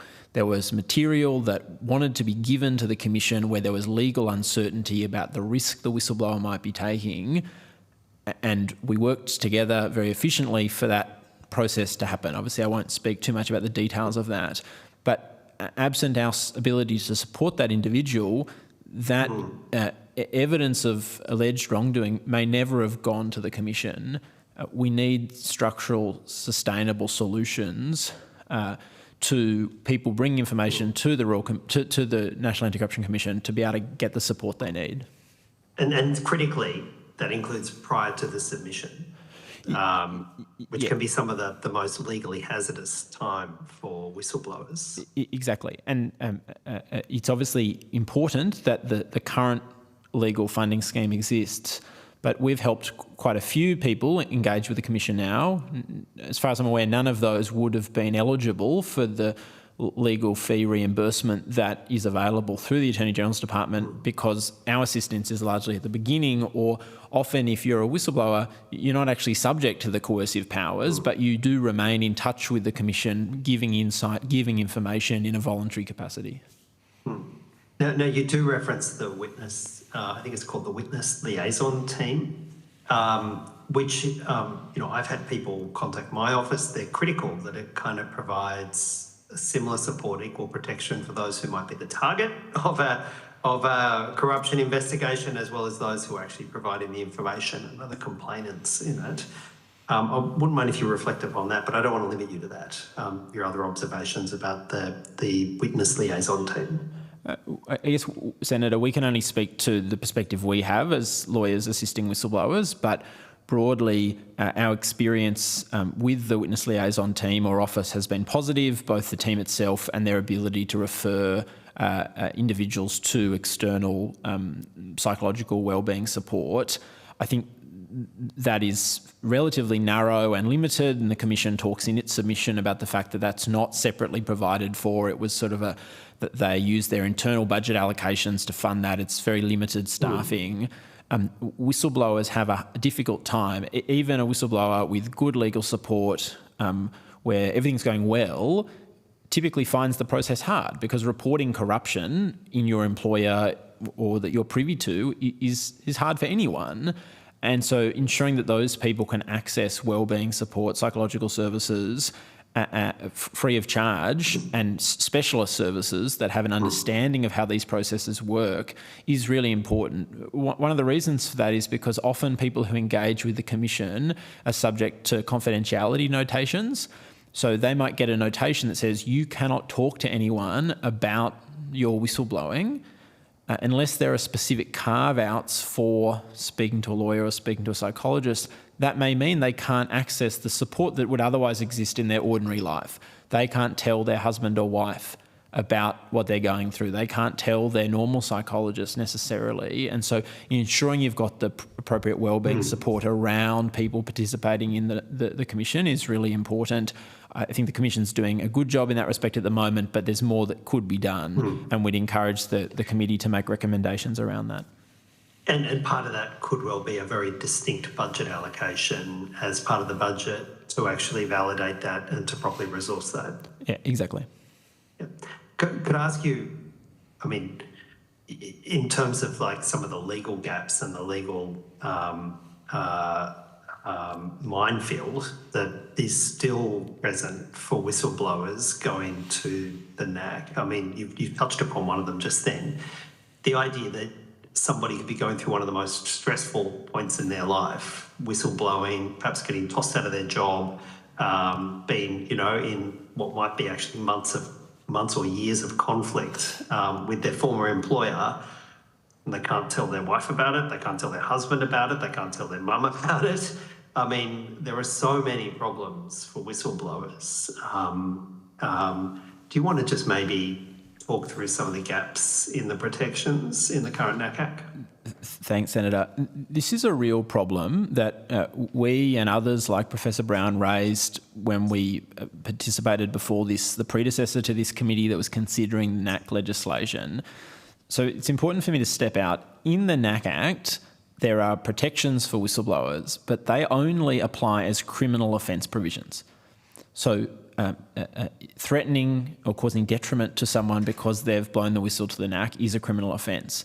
But other than the AFP investigating and the CDPP prosecuting, the whistleblower themselves has no ability to enforce that protection. Now, separately, the Public Interest Disclosure Act, which is the federal public sector whistleblowing law, that encompasses blowing the whistle to the NACC. And so if you're a public servant or if you're a public sector contractor, if you go to the NACC, you're then also protected by the NACC, by the public interest disclosure regime, which includes the ability to seek compensation, for example, for the detriment you face. But the big gap there is if you don't fall within the scope of the PIT Act, but you're still bringing information to the NACC, you're not protected. So if you're, for example, a private company employee who is privy to corruption, but you're not directly contracting to government, you don't fall within the scope of the PIT Act, you don't have any protections in bringing information to the National Anti-Corruption Commission other than the criminal offence provisions. Now, of course, it should be a crime. For example, compensation for loss of employment, there is kind of reprisal action, there's no remedy there. You have to rely upon your employment contract maybe. There is no remedy there. Of course, it should be a criminal offence provision. I'm not aware of any prosecutions in relation to that offence so far. I'm not aware of any prosecutions in relation to the victimisation provisions in whistleblowing law generally. Because of the high threshold to prosecute criminal offences, it's very unlikely that in all but the most egregious cases that's an accessible remedy. So that's a real gap that needs to be fixed. But there's also a broader problem that the Albanese government, on taking office in 2022, committed to reforming the Public Interest Disclosure Act. There were some initial changes made in June 2023 to ensure when the Commission commenced operation that the PID Act and the NACC Act intersected properly. But we're now 3 years on. We still haven't seen the broader changes to the PID Act that have been promised. In September last year, the government published exposure legislation. It's now June. We haven't seen that legislation introduced into Parliament. That means that whistleblowers going to the NACC don't have the benefit of the robust best practice protections that the government has committed to. And there are some really significant changes in the PID draft legislation to the way the NACC integration with the PID Act works. Broadly, we support those, but that legislation needs to be introduced and enacted so that whistleblowers have the support they need. And to be honest, if we're going to fix the NACC, yes, there are some sort of high priority reforms needed for the NACC Act itself, but to do that in parallel, not to wait for that, I want to be clear. If we can do that as a standalone project, by all means, but the really urgent reform is that sort of broader whistleblowing protection form, because people are moving between maybe blowing the whistle in their agency, maybe referring to another party, and then only at the end of that journey finding themselves in the NACC. So it needs to be part of that broader reform. Exactly. And whistleblower protections in Australia under federal law are a real patchwork. We have 9 or so different federal whistleblowing laws, including the NACC Act. All of them are different. All of them have different protections, different regimes. That makes life for whistleblowers very hard. So while I appreciate this committee's focus is on the NACC, it needs to appreciate the way that all of these protections intersect, because, Senator, as you say, you may start off blowing the whistle to the regulator, to the private sector regulator, to the Commonwealth Ombudsman. It may then have several layers.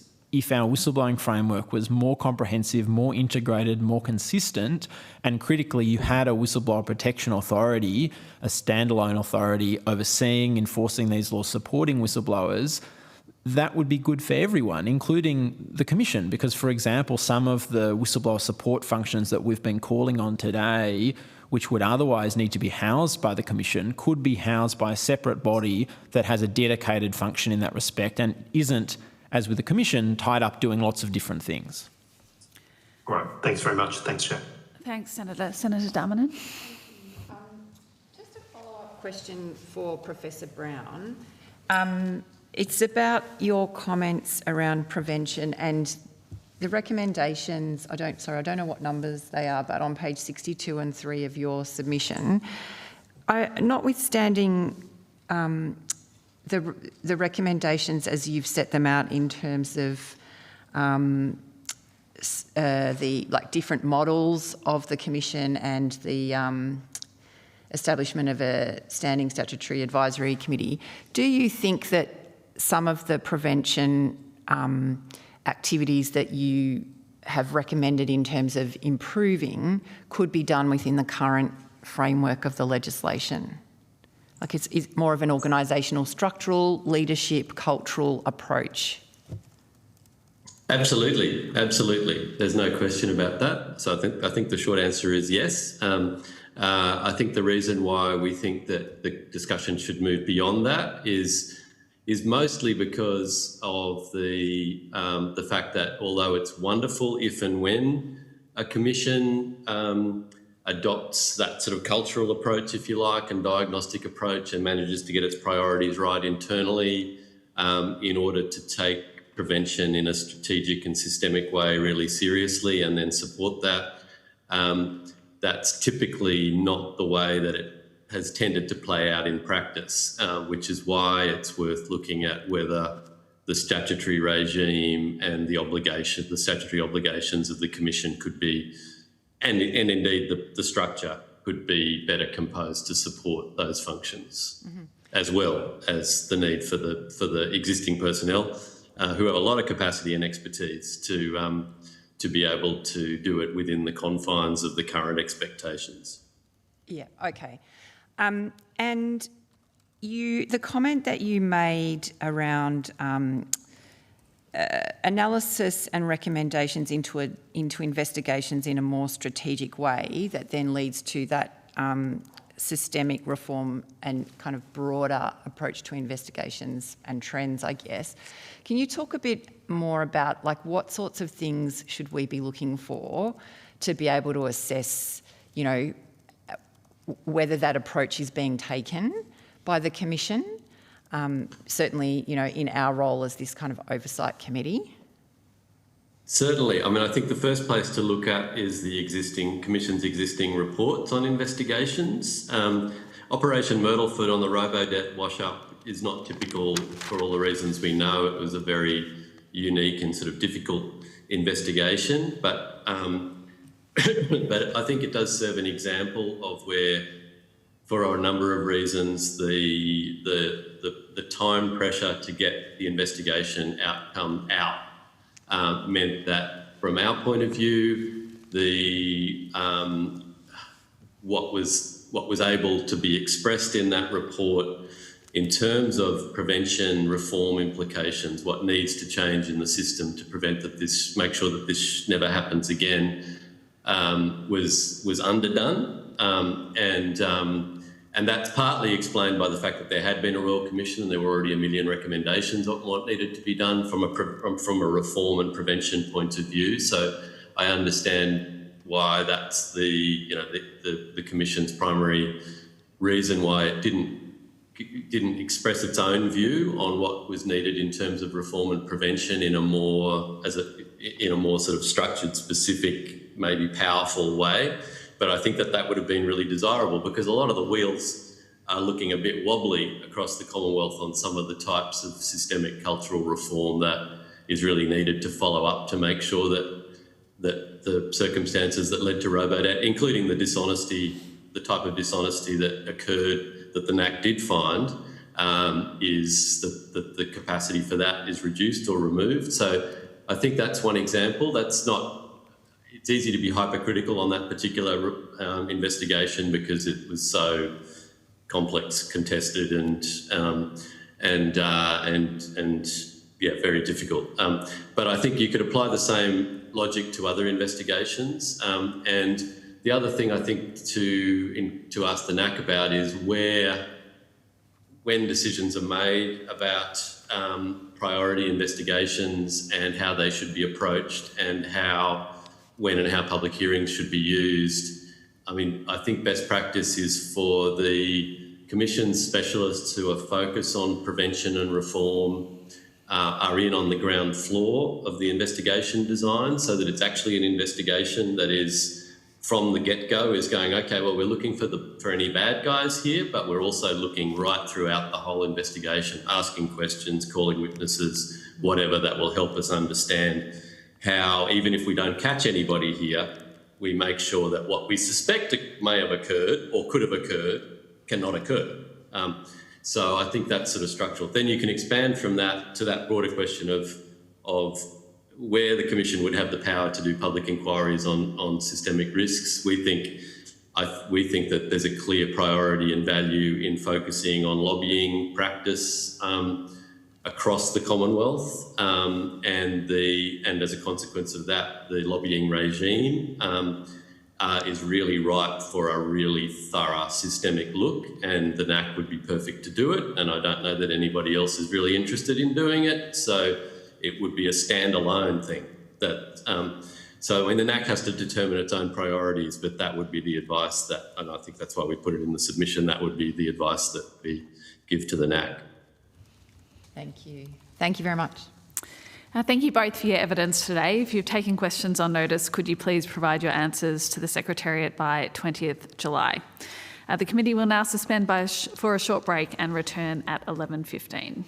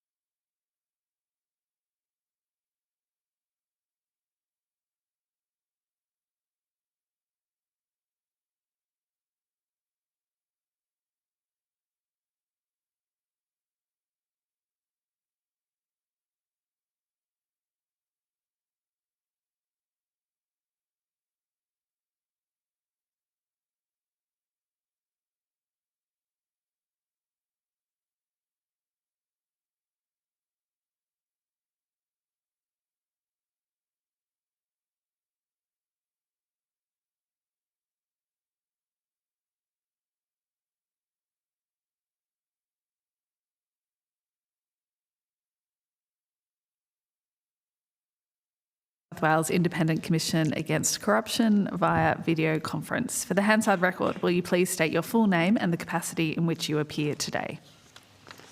My name is John Hatzistegos and I'm the Chief Commissioner of the New South Wales Independent Commission Against Corruption. Thank you. I now invite you to make a short opening statement, and at the conclusion of any remarks, I'll invite members of the committee to ask questions.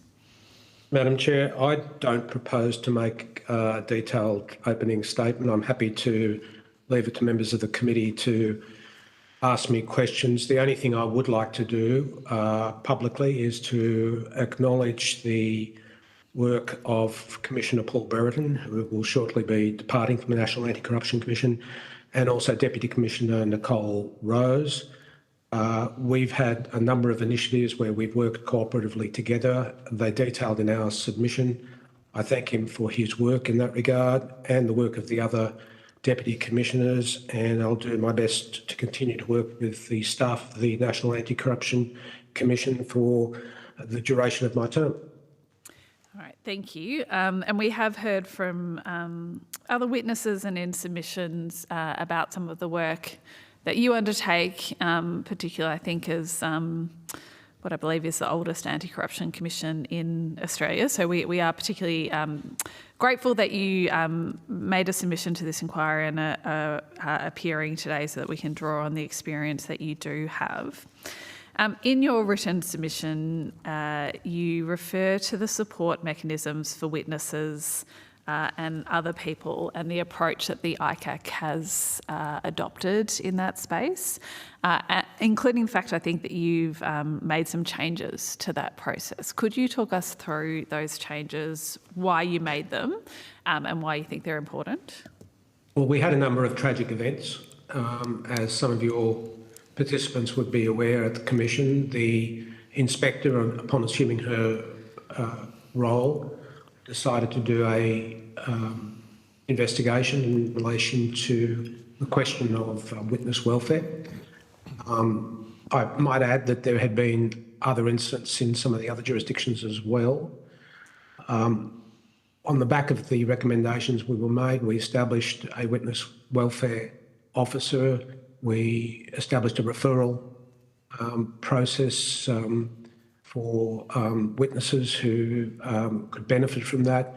We also undertook a comprehensive program of mental health training throughout the Commission, and I've undertaken that training myself, as have my colleagues as commissioners. We've got new processes to deal with that. We've shared our approach with other jurisdictions around the country. A paper was prepared by a couple of the commissioners from other agencies. We reflected on that paper, which documented best practice approaches across the nation. And as a result of that, we also made further modifications to the approaches that we take. So it's an issue that we take very seriously, not only because we want to protect the health and welfare of people, but we're also anxious, of course, to get the best possible evidence. Part of what we've heard from the NACC when it talks to us about how it interacts with people who are referring matters to it is that also places a burden on their staff who are interacting with those referrers and with members of the public more broadly. Is that something that you've had to consider at the ICAC, and how do you manage that? In terms of people coming to us, most of the referrals that we get are written rather than oral. We do our best to protect people, particularly through the peer regime. A lot of people who do come to us have concerns, and we try and address those as best we possibly can. It's fair to say that some are very distressed, and that adds to the pressure on our staff. We've given them training to deal with that and to respond, and some, unfortunately, can become very aggressive, and we have to deal with that as well. So there is a spectrum of complainants. We're cognizant of the difficulties that many of them are confronted with and the passion with which they want their issues addressed. We try and do our best in the circumstances to manage the different circumstances that each referrer presents. Is there any particular learnings you have in that space that you think would be relevant for the NACC to be aware of, or for the committee to be aware of as we do this work? Not specifically. We do have a register of people who are fixated. We have that reviewed regularly. There are people who present particular challenges. We don't like taking an approach which puts restraints on a person being able to approach the Commission, but from time to time it's necessary for that to occur.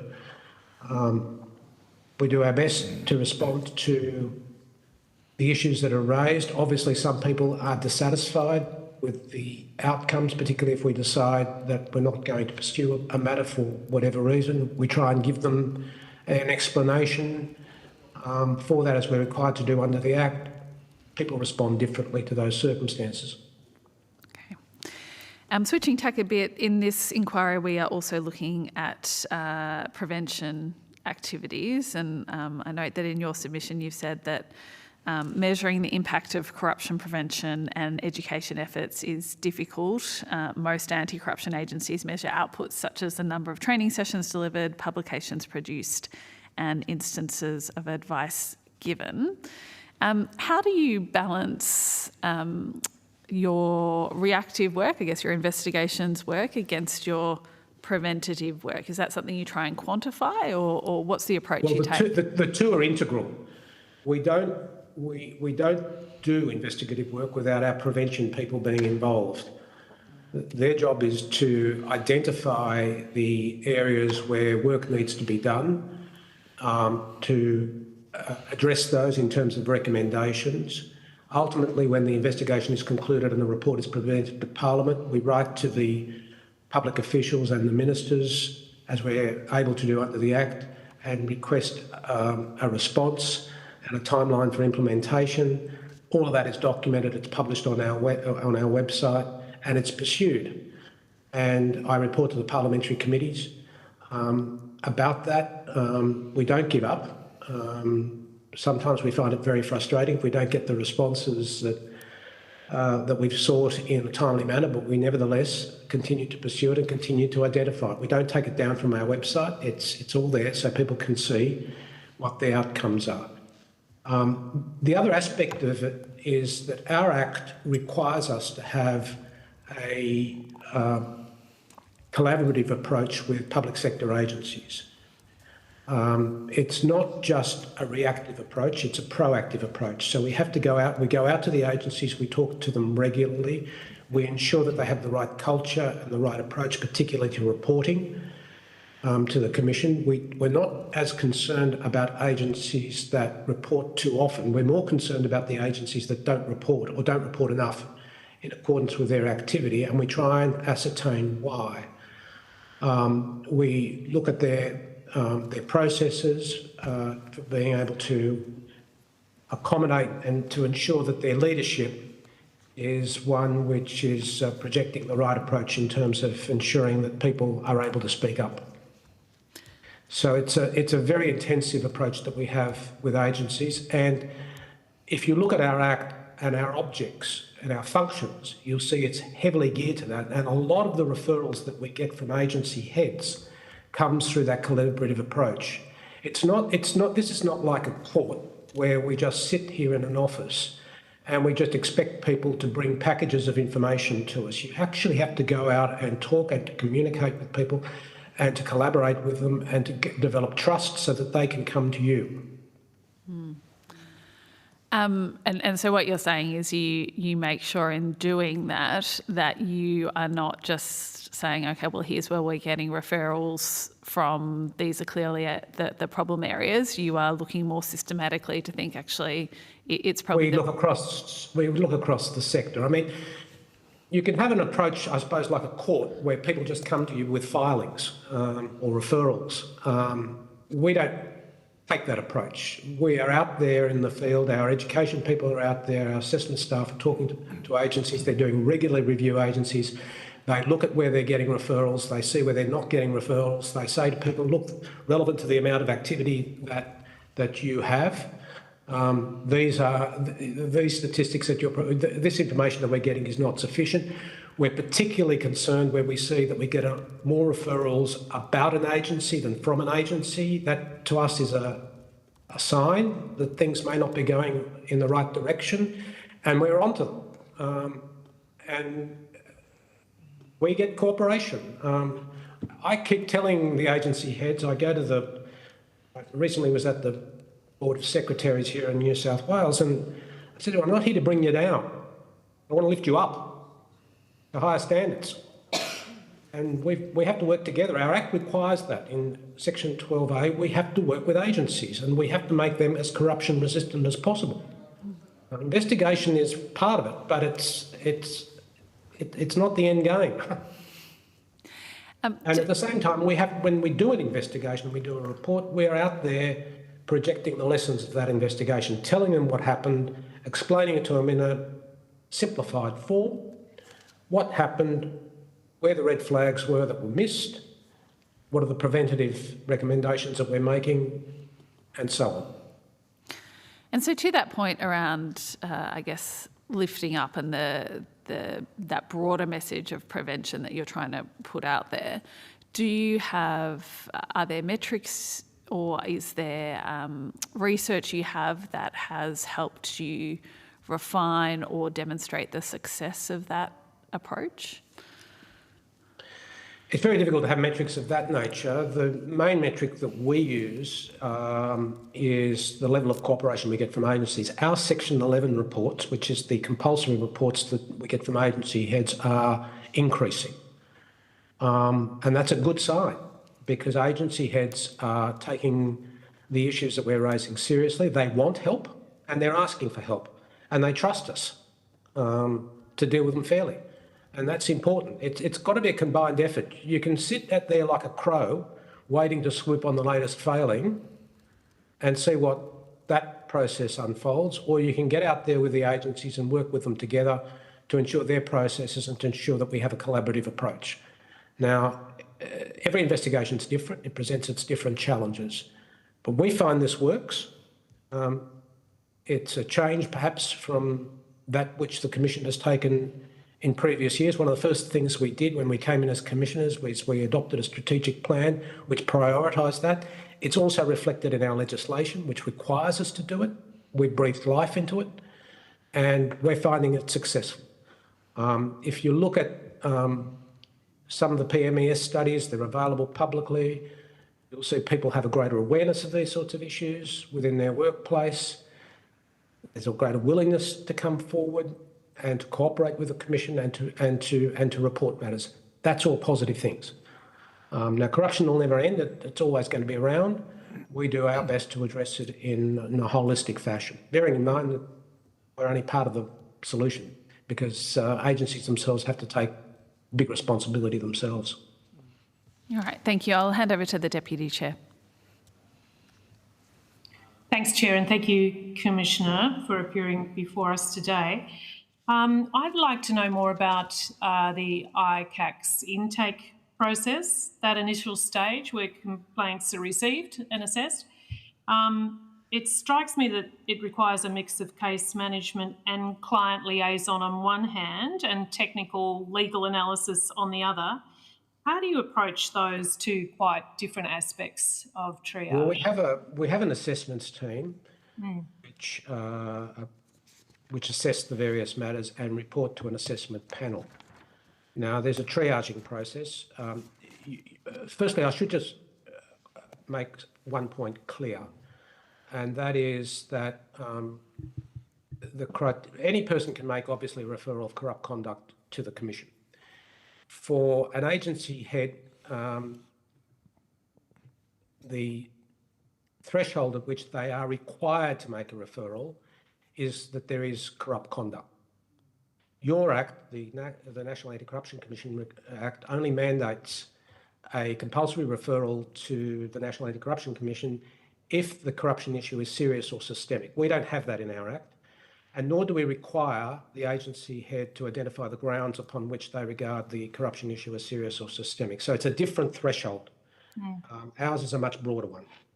It comes into the agency, and our assessment people will prepare a report. If they need legal advice, that's available to them. But generally speaking, and we do have some lawyers in the assessment team, but they will assess it, and then it will be triaged.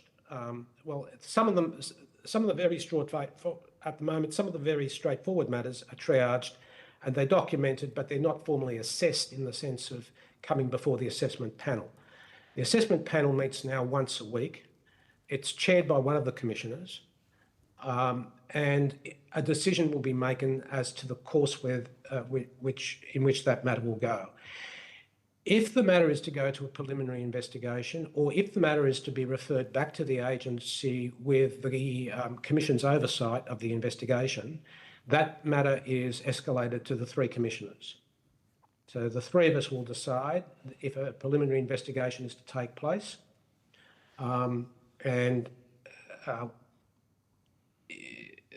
If the matter is, however, to be closed, it'll be closed. If the matter is to be sent to the agency, it'll be a decision made by the 3 of us in accordance with our Act.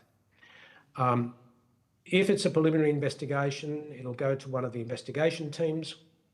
The investigation teams will carry out the preliminary investigation.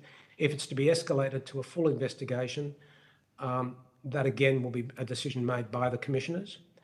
I should stress that under our Act, we can investigate corrupt conduct.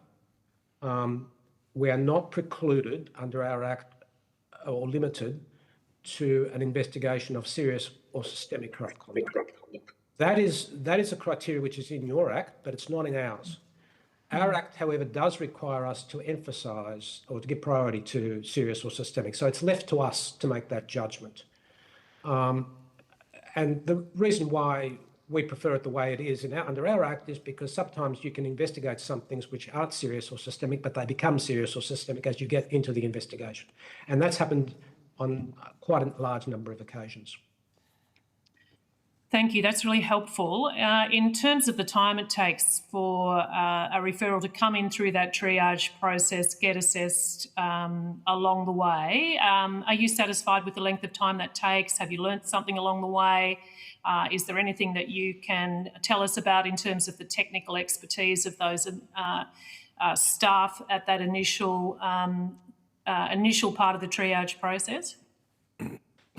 Look, we actually did get some assistance from the National Anti-Corruption Commission on the question of assessment, and we've worked together with them. You'll see that documented in their submission, and I'll give them credit for the contribution that they have made. But the timelines are actually listed in our annual report. You'll see the benchmarks that we have. We're meeting those benchmarks by and large. We're turning them around as soon as we can. As I said, we've now gone, because of the way we're prioritising and triaging them, we've gone now down from 2 meetings of the assessment panel a week down to 1. The reports are still fairly lengthy, but a commissioner does have the responsibility for reviewing those as the chair of the assessment panel. And again, if the matter is of greater consequence, it can be escalated to the 3 commissioners, and we'll make a decision if we're going to take it on or not. Thank you. That's really helpful. And just finally on that topic, do you have any difficulty recruiting people into these triage and assessment roles? Not that I'm aware of. We've actually expanded our staff quite significantly in the 4 years that I've been the Chief Commissioner. I'd like to think we're a destination employer, but there are some areas of the organisation that are more difficult to recruit than others, some of the more specialist roles that we have. We have a team of forensic accountants. We have a digital forensics section. They're the more specialised areas of the Commission where we have to take a very careful approach to recruitment to ensure that the relevant persons have the skills, and you have relatively greater difficulty sometimes in those areas than in areas, particularly legal, investigators and assessment staff. I think generally we do fairly well. I'd like to think we offer good benefits for our staff. Yeah. That makes us an attractive employer. And just finally on this, where do you think the balance sits in this early assessment in terms of client liaison and legal technical expertise? Look, the assessment staff are very good. The reports that we get generally are of very high quality. The number of occasions where the commissioners have disagreed with a recommendation of the assessment team to us are very small. I think it's less than 2%. And sometimes it's just a different approach. It might be that they want to close the matter because there's no corrupt conduct, for example, there's no likelihood of corrupt conduct. But a commissioner may think, well, look, there may be value in talking to a relevant public official. The conduct is not corrupt, but it's conduct which may require some modification in approach. They may recommend, for example, that someone goes to speak to them. And we do that very delicately so that we ensure that we protect the person who is referring the matter to. Usually it's done by, we pick a person to make that referral to who is somewhat distant to the individual, but who can still get to the individual so that that consultation can occur. Thank you. On a totally different tack now, I just wanted to ask you some questions around public inquiries, public interest. New South Wales ICAC can hold public inquiries if it's in the public interest to do so. And I know that there's specific things that you're required to consider in determining that. Could you talk us through how you make an assessment in practice and how you operationalise broad factors like the seriousness of the complaint or the benefits of exposure? Well, first of all, I just need to correct a couple of things that have been said. But before I do that, perhaps I should go back to first principles.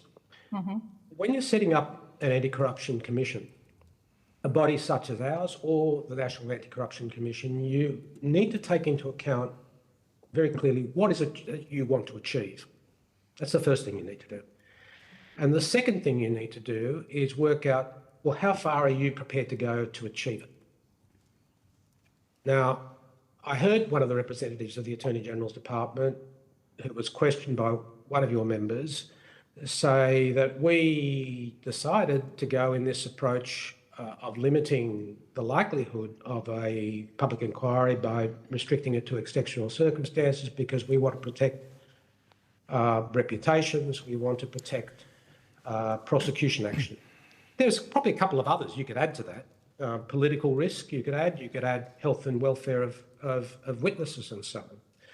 And they're all matters that you can take into account. I suppose the difference with the New South Wales ICAC Act is that it's taken the approach that those are risks that can be managed.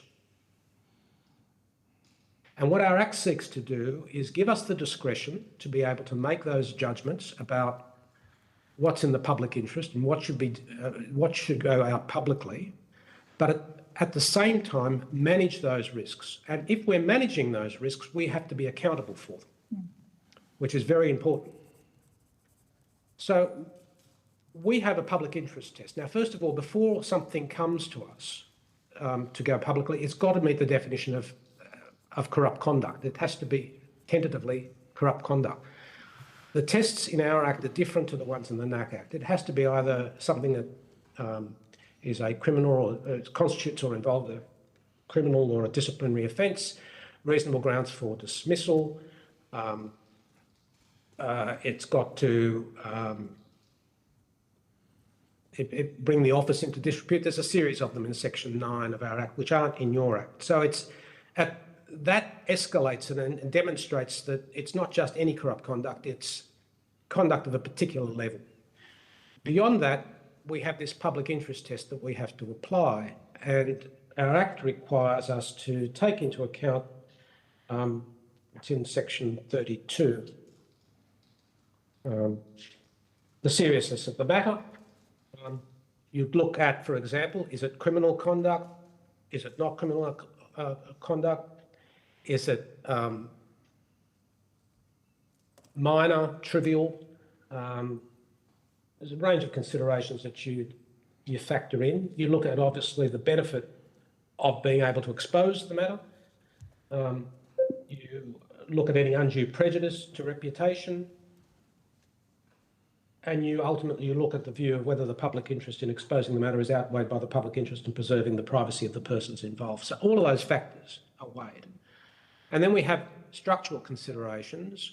And what I mean by that is that at least 2 of the 3 commissioners, including the Chief Commissioner, has to agree to the matter going public.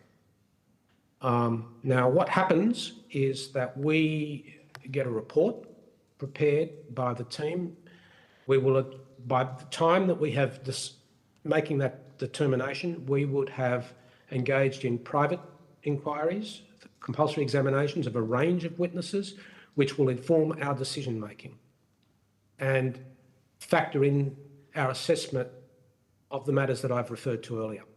What then happens is, after we've done that, the commissioners will meet and decide, a document will be signed.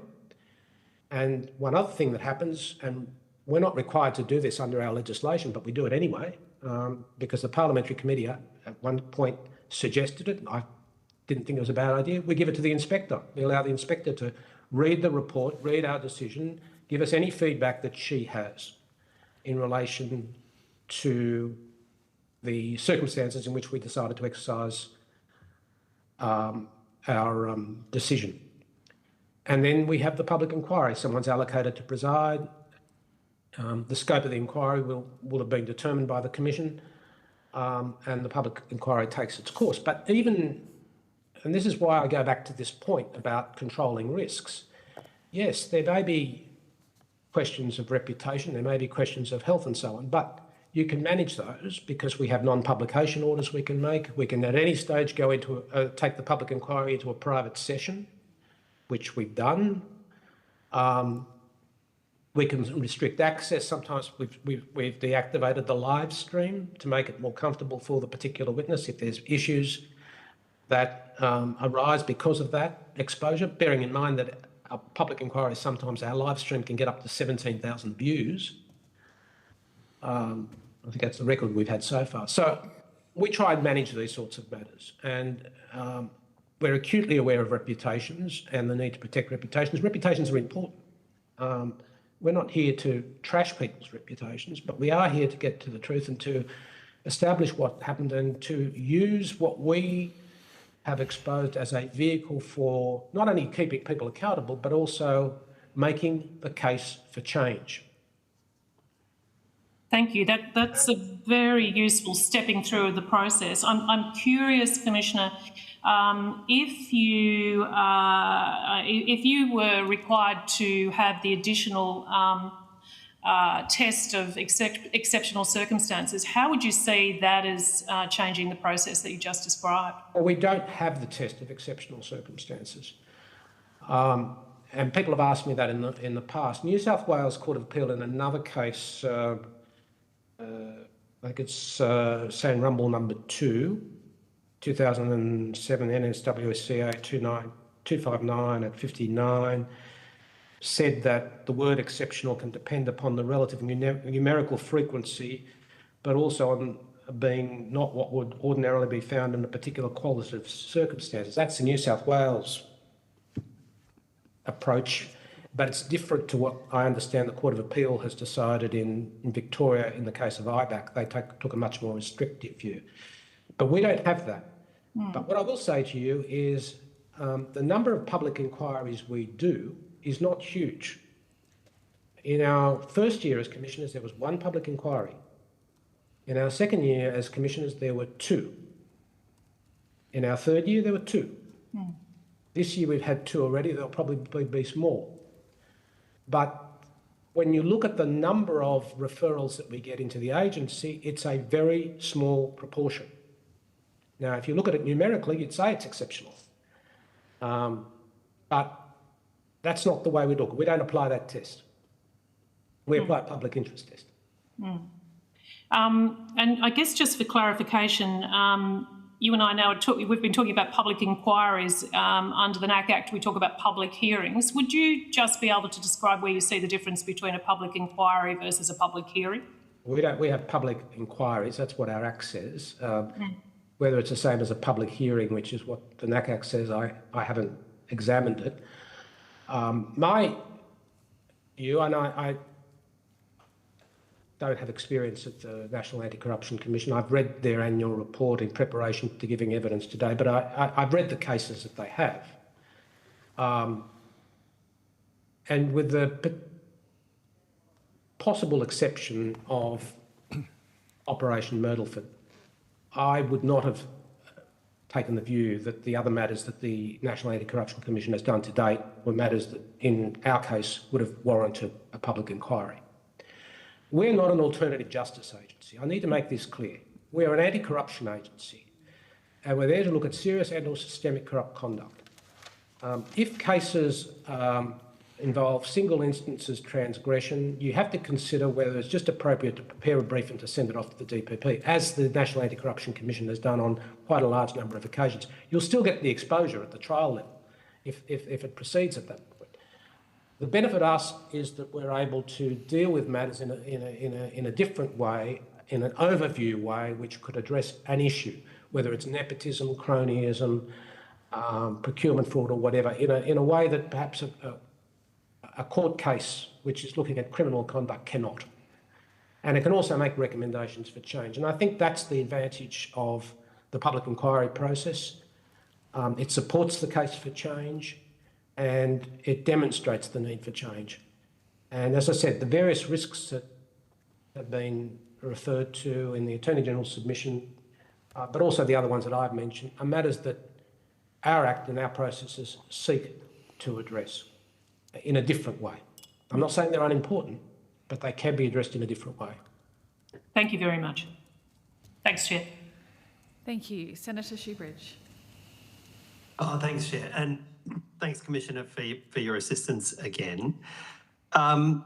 You've spoken previously about public hearings having an educative role so that the public can see the work that the Commission is doing and anti-corruption measures are disseminated more broadly.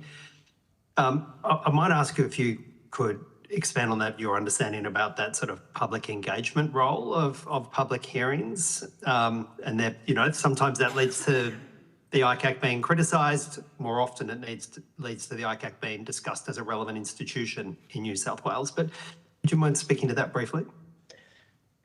Well, one of the things that our public inquiries do is result in more referrals into our assessments division. It's when we make an announcement of a public inquiry, when the public inquiry takes place, we just see a spike in the number of people who are coming to the Commission. Now, that could be just because of the raising of the profile. It may be the issue. It may be the specific case. They say they have an additional piece of information that they can provide. But we get that spike, even more so these days with our live streaming process. Beyond that, we get interest. So, for example, we did an investigation last year into school infrastructure fraud. It was called Operation Landon. We delivered our report to Parliament. In the lead up to the publication of that report, we got a number of requests from agencies, can you come around and give us a talk about that? And we did. We're still doing them. I've done a podcast on it. My colleague, Commissioner Lakatos, is presenting in a seminar with the Public Service Commissioner. There's been requests for people outside of the public sector to be able to tune into that. We're getting a lot of interest in relation to these matters, and that's good. So the public inquiries do generate a lot of interest. Now, I don't want to be critical of anyone, but I do notice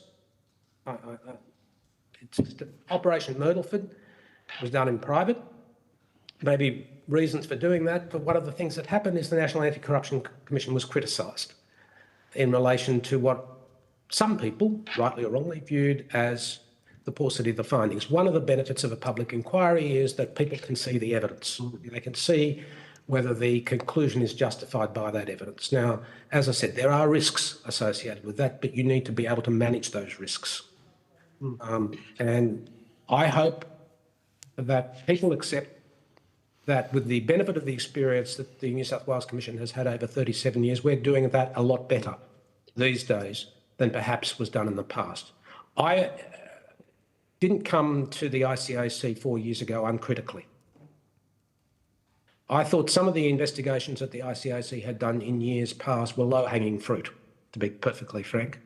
Now I think we're on a much better trajectory because of the better experience that we have in ensuring that our public inquiries provide value to the public sector and to the broader community in an understanding of corruption issues. One of the other benefits you've spoken about in the context of public hearings is not just that sort of broader educative role or interest role, where the issues that you're raising in relation to one corruption inquiry may spark interest in corruption proofing in other government agencies who may be addressing similar issues. You've also spoken previously about how the public hearings themselves can actually bring forward relevant evidence related to that hearing. Is that still the experience in ICAC? Yes, it is. And look, I don't really want to harp about particular investigations, but in Operation Keppel, we were criticised, by the way, in Operation Keppel. That's the case that dealt with the former member for Wagga Wagga and former Premier. But no one brought that matter to the Commission in a box with all the relevant evidence to tell us what happened. That required painstaking work by the Commission. It took a public inquiry to start it, to get more evidence, which resulted in more evidence having been forward. It was a process, and we had to use every power that we had in the ICAC and the ICAC DAC to be able to uncover what happened. Now, it's not the only investigation. That matter started off not at the New South Wales Parliament. It started off at Canterbury Council when the Commission was looking at a situation involving a developer, developers and an MP and a couple of councillors. And out of that, the Commission started to look at the MP and then started to look at the former Premier. Now, none of this is pleasant. Please, we don't celebrate this stuff, but nor do we turn our eyes away from it. Sometimes we come across things we'd prefer not to see, but that's the world we live in. And the Commission will not turn its eye away. We're not here to bring people down, okay? But if we see bad conduct, we will call it out. It's pulling on a thread, and you're not quite sure where that's going to lead. And our thresholds are such, and I have some sympathy for the National Anti-Corruption Commission. The Attorney General's representative said that they're happy with the legislation. Well, that's a matter for them. But our Act allows us more flexibility in terms of our capacity to investigate, to receive referrals, and to take the course that we do.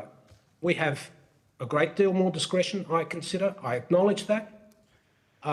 But let me also say this, that we accept the responsibility that goes with it to be accountable for it. Could I ask about your role? I think it was redefined a few years ago as, from memory, it was Chief Commissioner. Your role was redefined as, well, the role you now occupy was the statutory position was redefined how the commissioners all worked together.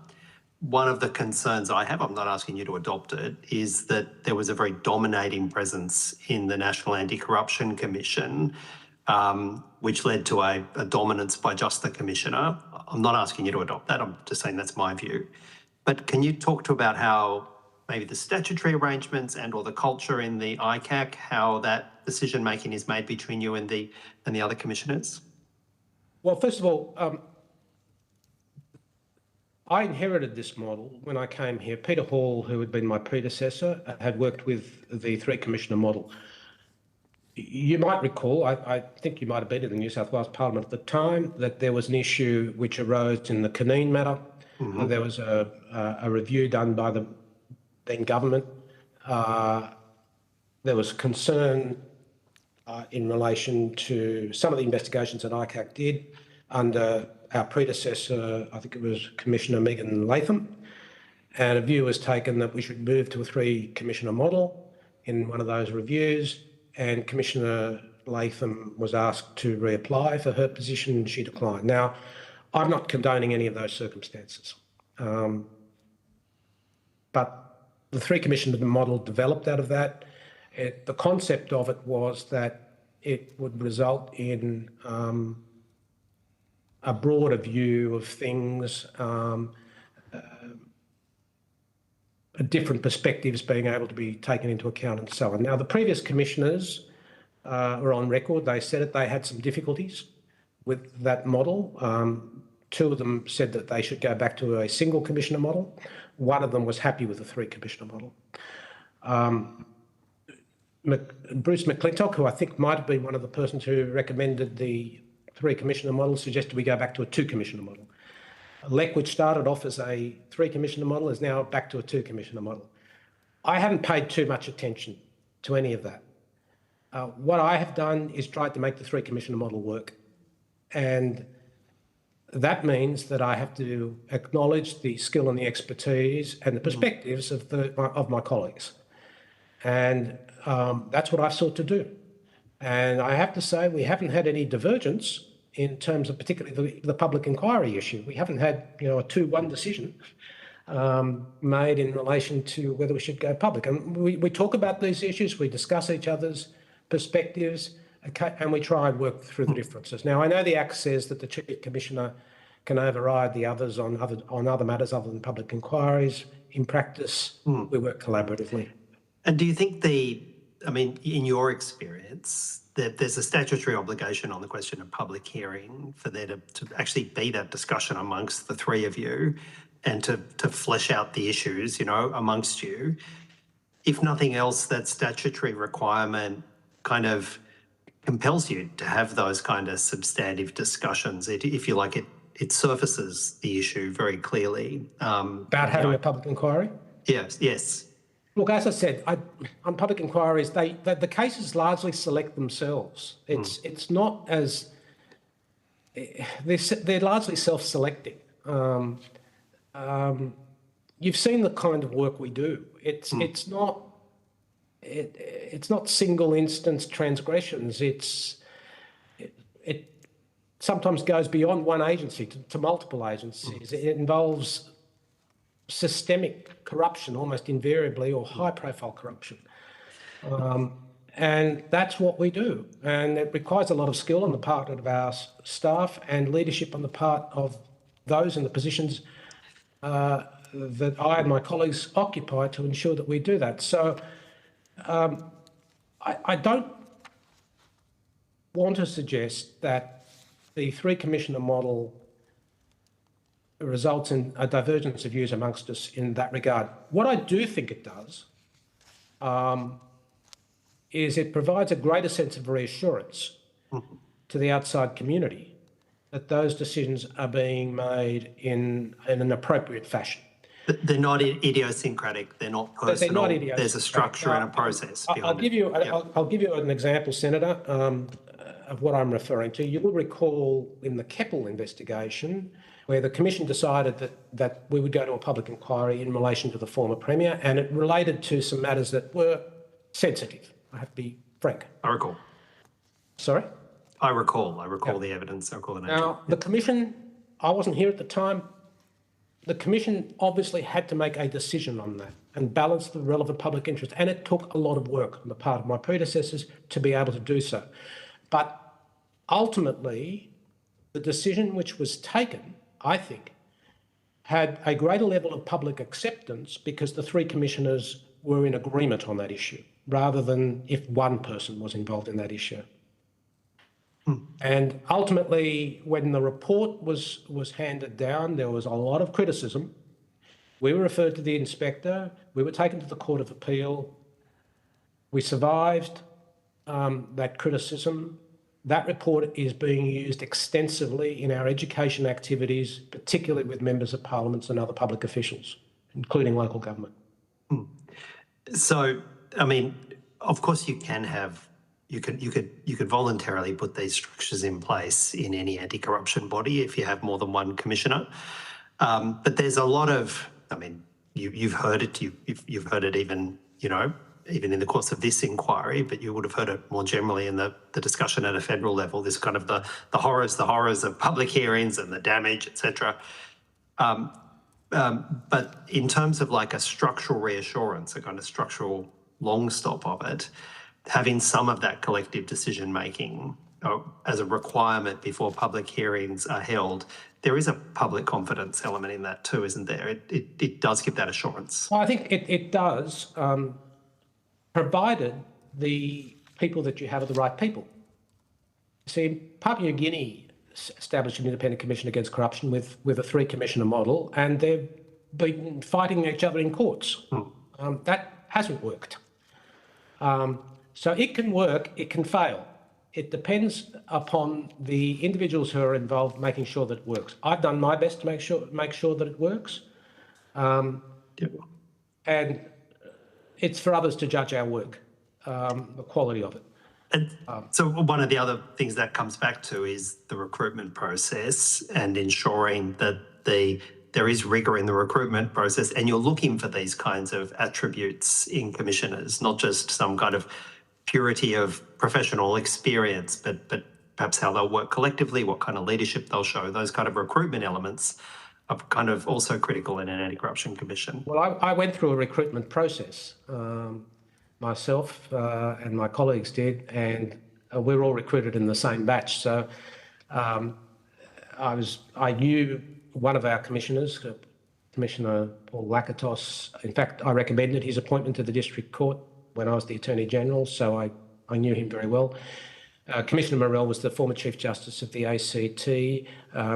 I knew her. I appeared before her, I think, on a couple of occasions when I was a barrister. But I didn't have the same level of or intensity of interaction. I didn't have a problem with either of them. We just made sure the relationship worked. We had a discussion when we started. You bear in mind, we came into the job with no transition. We had 5 uncompleted reports, which we had to get out, including some big matters, which we hadn't heard any evidence. We sat down, we got those reports done. We established our relationships. We set our new strategic plan within 6 months, saying this is where we're going.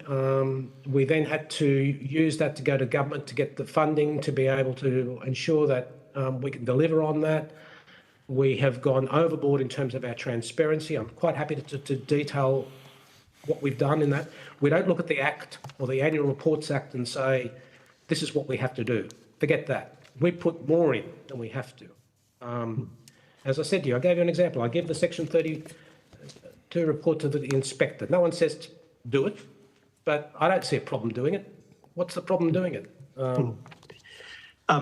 Thanks, Commissioner. Thanks for your evidence today. And as a New South Wales resident, can I pass my gratitude on to you and the whole team at the New South Wales ICAC? It gives me a level of assurance, and I genuinely appreciate it. Thank you.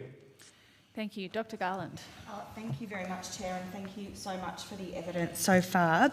Obviously, community trust and support for bodies such as ICAC and NACC are very important.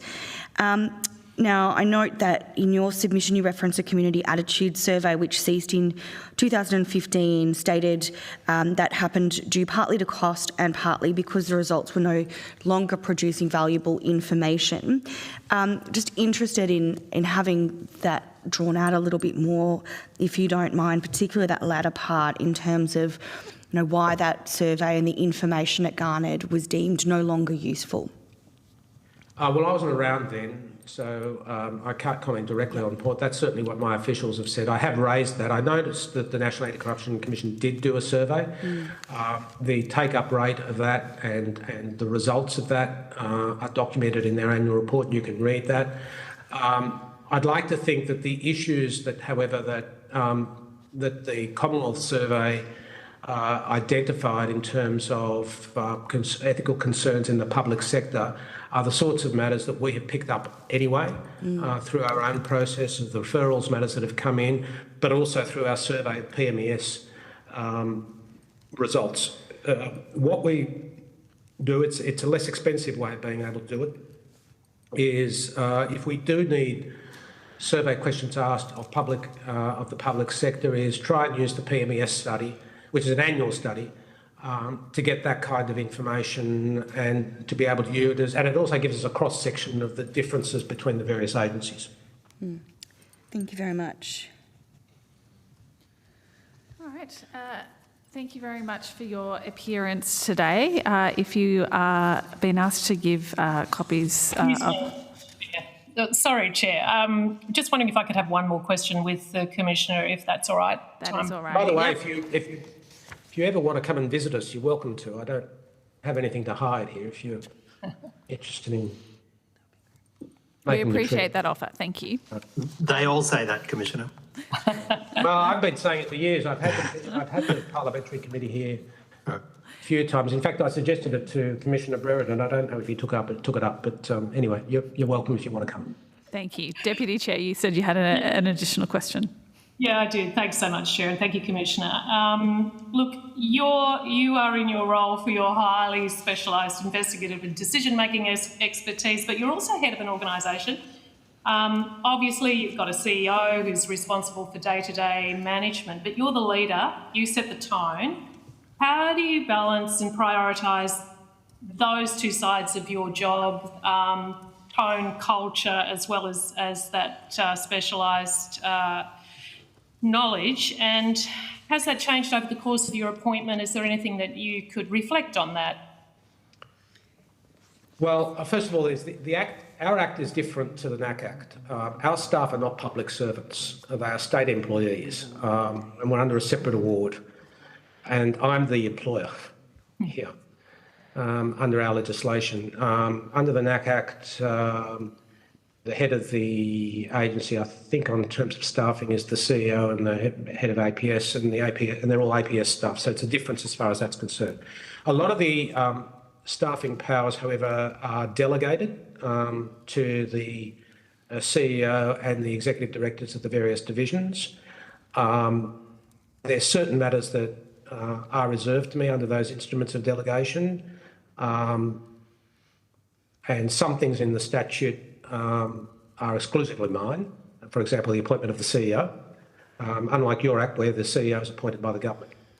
So there is a demarcation, and we do also have policies, and the policies delineate what needs to come to me and what comes to the CEO. I have a very close relationship with the CEO. We have meetings, we discuss issues. Although the staffing issues actually fall under my responsibilities, I do raise those, and I have delegated a lot of staffing responsibilities to the other two commissioners as well. So that's how it works in practice. But to a very large extent, the CEO manages a lot of the recruitment matters, for example, and staff discipline. If there's issues of that nature, I'll be advised about those.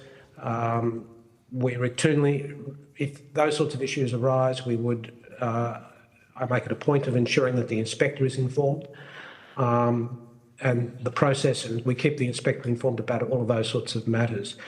I should just indicate to you that across our decision making, our minutes of our meetings are routinely sent to the inspector. That includes our management meetings, our investigations meetings, and our prevention meetings. They all go to the inspector, and she's entitled to ask us any questions that she wishes. The memorandums of understanding that I have with other agency heads, we make as many of those public. They're available on our website. One of the ones that we make public is our relationship with the inspector and the information sharing that we have with that, so that you can view that as well. That's where I get back to the point. We have to be transparent and accountable. And we're proactive. We're proactive in our communications with both the inspector and the Parliamentary Committee. The Parliamentary Committee, I've asked to see them. I want to have an informal meeting with them to discuss a couple of issues. They've put some time aside in a month's time for that to occur. So to get back to your question, I may have deviated slightly. It's a relationship which works, it's functional, and I'd like to think that the Commission's standards are embedded in the policies that we have, which not entirely but largely mirror that of the broader public sector, but we do that voluntarily. Thank you. And I guess just so I'm clear, things like sharing your minutes with the inspector is a really good example of transparency. Proactively coming to the Oversight Committee is a really good example of transparency. And as I've understood your answer, they're policies that you set up. You're not obligated to do those things. Is that something that you've done as a leader? Is that the culture that you've created? And is that something I'm aware that your term is I think, if I'm correct, not preempting anything, but I think your term concludes next year. Is that something that you would see as a culture that would transfer to the next commissioner, and something you would recommend that did happen? Look, I don't know what approach will be taken by our successors. I can't predict that. You understand my background coming to the Commission. It's perhaps different to that of my predecessors. And I'm not critical of them. Each person makes their own contribution to the functioning of the Commission, and I'm indebted for many of the things that my predecessors have done, and I acknowledge that. But I came into this role with some history. As a student and as a young solicitor, I lived through the days where we had a High Court judge on trial, where we had a Chief Magistrate who went to jail, where we had a Royal Commission into the former Premier, where we had serious breakdowns in public trust, which resulted in a series of changes, including the establishment in 1988 of the Independent Commission Against Corruption. I remember that period before, I remember the period after. I was the chair of a parliamentary committee where I worked under two commissioners, one of whom is now deceased. The first of those commissioners, I have to say, I found very difficult to work with. I wasn't getting information. I felt that the committee's job was basically to listen to reports and clap. That was an experience that I had to live through. I put a report to the government from the committee recommending the establishment of an inspector. It was not immediately picked up. It was picked up in a subsequent report where Bruce McClintock recommended it, but I was the first to actually raise it. I thought that it was important. Now, having gone through that history, having said that this is what needs to happen, having looked at ICAC over that period and seen where in some instances it's received justifiable criticism, I've sought to take an approach to the agency which differs from that of some of my others. I hope that people see that that approach has drawn some dividends, and I hope that it continues. I can't predict what will happen in the future. I will return to the court as a judge when my term finishes, but I hope that people see that I've done my best to ensure that the model works and that the agency delivers for the taxpayers and the people of the state. Thank you very much. That really shines a light, I think, on how you have worked to establish trust and transparency, and how your background, your attributes, the culture that you create, then transmits into how the ICAC operates. It's really. I should just make one comment, Senator, and it relates to a question. Sorry, Ms. Haynes. That relates to something that you said. I have a very low tolerance for any suggestion of impropriety in the Commission. It goes to the inspector. I don't manage it myself. Usually, I let the inspector know, and I keep her appraised of it. I don't look at the Act and see what the inspector's powers are and say to her, well, this doesn't fit within your powers, this fits in your powers, or that. I don't think that's not a way the relationship should work. I have no interest in seeing the Commission fall into disrepute. None at all. If we're asking other agencies to conduct themselves in an ethical and transparent manner, we should as well. I couldn't agree more. Thank you very much, Commissioner. Thanks, Chair. Thank you, Commissioner. Thank you for your evidence today and for your inquiry. the time you've taken. If you've taken any questions on notice, could you please provide your answers to the Secretariat by 20 July? The committee will now suspend for a lunch break and we will return at 1 p.m.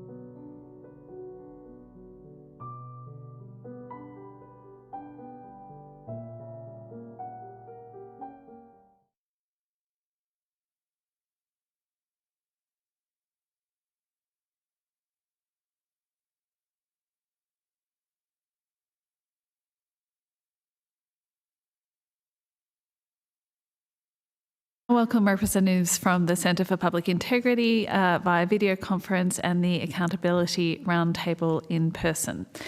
For the Hansard record, will you each please state your name and the capacity in which you appear today? And we'll start with those of you in the room. Emma Garbutt, I'm appearing on behalf of the Accountability Roundtable. My name's Geoffrey Watson. I'm appearing as a representative of the Accountability Roundtable in my capacity as a director of that organisation. Thank you. Professor Appleby. Gabrielle Appleby, and I'm appearing as the Research Director for the Centre for Public Integrity. Thank you, and I also understand you are appearing to us from the UK, so I appreciate you getting up very early to be part of our panel today. I now invite you to make a short opening statement, and at the conclusion of any remarks, I'll invite members of the committee to ask questions.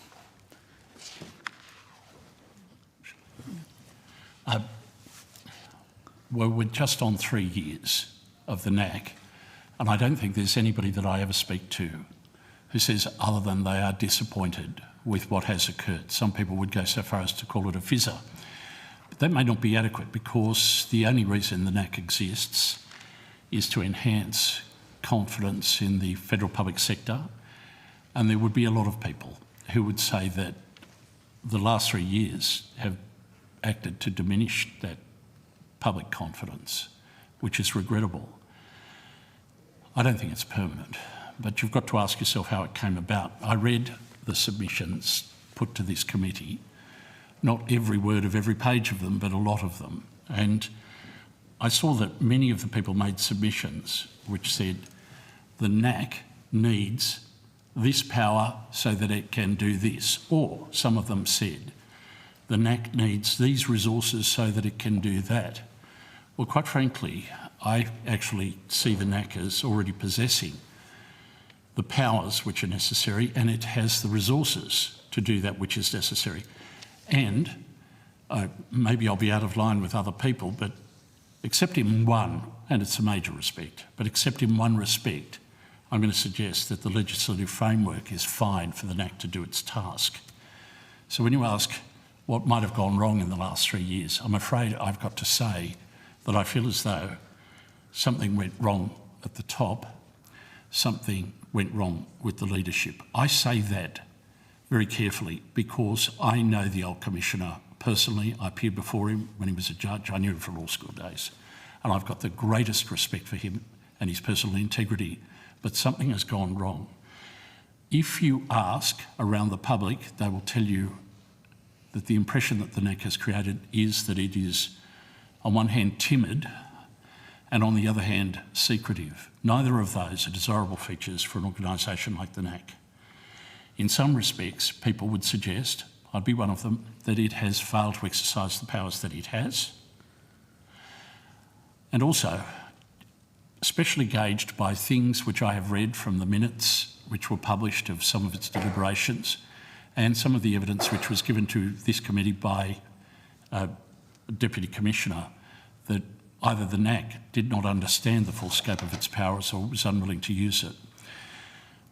Now it's time for reset. We've got the opportunity to reset it, and the Accountability Roundtable submission you'll see is directed at a better process for the selection of a commissioner. But I notice, since the publication of our submission, the Attorney-General has taken measures which put in place a good process, not by our standards perfect, but whatever is. And so we're on the way to that with a better process for a more open, transparent and accountable means of selection. I did reserve the right to come back to the one area where I think that the legislative framework is not working. Probably members of this committee would know I was a bitter critic of the introduction of the exceptional circumstances clog on the availability of public hearings. I stand by that, but even when I was saying it, I thought it's easily overcome if the attitude of the Commission and the leaders of the Commission is robust, so that it is decided that certain cases fulfil that criterion. Well, I've got to say that the report which was produced into the Robo-Debt inquiry proves I was wrong. There is a concluding part to the report which explains why the Commission felt the exceptional circumstances test had not been met. And when I read those, every single line of it I felt could explain why it fulfilled exceptional circumstances and should have led to a public hearing. In other words, that thing which I thought might only be a phrase which would prevent the more timid people from exercising the jurisdiction to conduct a public hearing actually has proved to be a practical impediment. It should go. Thank you. Thank you. Professor Appleby, did you have an opening statement you wanted to make? We got you there, Professor Appleby.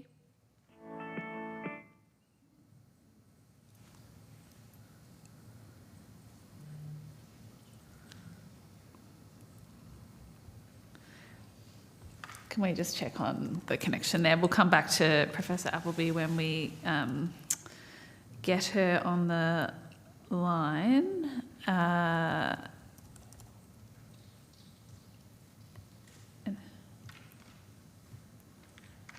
okay, she's obviously going to rejoin. Senator Shoebridge.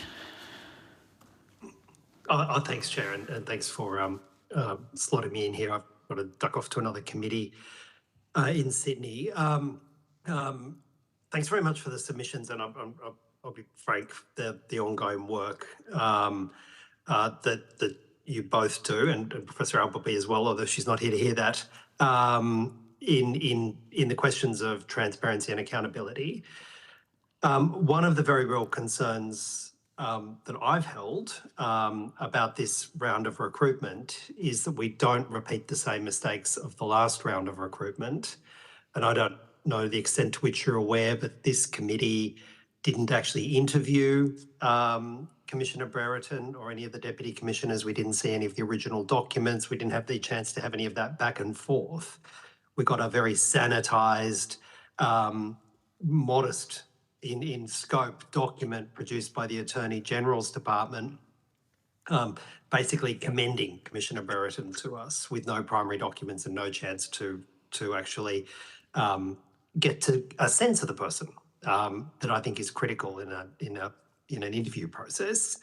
Do you have any views about the need to ensure greater rigour on this recruitment process?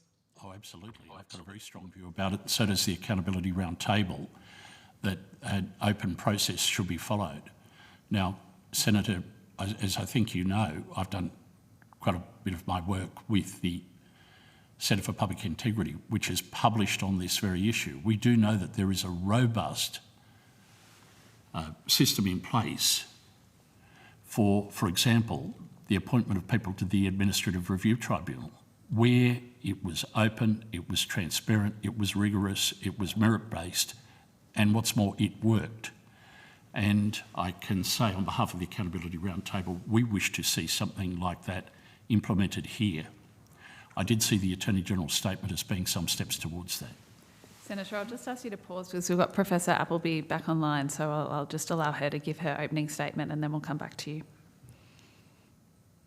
Many thanks and apologies, committee. It's an internet issue at my end. I hope it doesn't occur again. Thank you, Chair and the committee, for the opportunity to make the submission and address you. I want to note at the outset that throughout the submission, we have attempted to be as practical as possible to strengthen the operations and the practice of the NACC, and importantly, as my colleague Jeffrey Watson has indicated, to enhance public confidence in the role of the NACC as the cornerstone of Australia's federal integrity framework. I want to emphasise that the NACC is still a relatively young institution.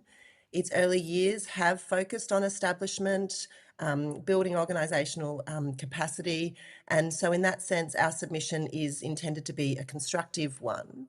That said, as Mr Watson has also indicated, the NACC's formative years have been marked by controversy, and this has surrounded particularly the Commissioner's handling of the robo-debt referrals, but also governance issues, conflict of interest issues, and concerns around transparency. With the Commissioner's recent resignation, the NACC is now entering, in our opinion, an important period of transition. This inquiry is rightly examining the Commission's performance to date, but it does also provide an opportunity to consider its future under new leadership. In fact, many of the issues we raise in our substantive submission, transparency, communication, the handling of referrals, the Commission's prevention and education functions, depend on institutional leadership and culture. Therefore, the appointment of the next Commissioner will be critical in shaping the NACC's culture, priorities, public standing and success. In that respect, the Centre for Public Integrity does welcome the government's commitment as a step forward to a transparent merit-based appointment process. The Centre for Public Integrity has long advocated for this approach, and we continue to support the embeddedness of such processes in legislation, as has been achieved elsewhere, as Jeffrey indicated. Nonetheless, we do see this commitment as a significant step forward. Getting this appointment right will be one of the most important decisions, in our view, for the future of the NACC. In terms of our substantive submission, we focus on 4 areas, and I just want to draw out some particular important points in relation to those. First, in relation to referral handling, assessment and communication. Referrals are the gateway, the foundation, the cornerstone of the NACC's work. Public confidence depends not only on what it investigates, but how it receives, how it assesses, and how it communicates those decisions about the matters that are referred to it. We argue that the referral system should be designed around principles that we assess as accessibility, transparency, timeliness, accountability, and systemic learning. Our principal concern then is that the current public reporting of referral processing performance does not provide a complete picture as to the NACC's performance. The NACC reports on the proportion of completed assessments finalised within 90 days, but that measure excludes a substantial number of referrals that remain open beyond the 90-day benchmark, some significantly longer than the 90-day benchmark. As the NACC itself acknowledges, this means that the reported KPI, the public reporting, does not fully capture the timeliness of the Commission's entire assessment workload. There must be a way to transparently report the NACC's processing of referrals, and greater transparency in our submission will mean a higher likelihood of identifying the underlying issues as to why this is the case, whether that be training, systems or resourcing. So we recommend a more comprehensive and transparent reporting system, including reporting on aged referrals, average and median assessment times, and the full volume of the matters on hand. We also recommend improved communication with referrers, enhanced accountability, and expanding reporting on referral trends and systemic insights. Second, in relation to public reporting and public communication. One thing to note is that the statutory framework gives the Commission comparatively strong powers to report publicly and make statements, whether that be through the formal reporting power, public statement powers, and public disclosures powers. But our assessment is that in the first years of operation, the NACC has adopted a cautious approach to public communication. This is not a statutory issue, this is the approach of the Commission. This was particularly notable in the NACC's reporting on the progress of the robo-debt referrals. We're not suggesting that the Commission compromise procedural fairness or confidentiality obligations, but we consider there is scope within the existing legislative framework for more frequent use of particularly process-orientated public statements and updates, clearer explanation of significant decisions, and greater transparency about the progression of matters. Thirdly, in relation to corruption prevention and education. Assessing whether the NACC is succeeding in these functions requires more than the activity-based reporting that we're seeing in the annual reports. It requires evidence about whether attitudes, awareness and behaviours are changing over time. And so our recommendation in relation to this is that the NACC continue its research and develop longitudinal data to make that assessment. Finally, we address the NACC's role in identifying and responding to systemic corruption risks. This is one of the most important functions of an anti-corruption commission, to help governments and public institutions learn from investigations, address systemic conditions that enable corruption risks to arise.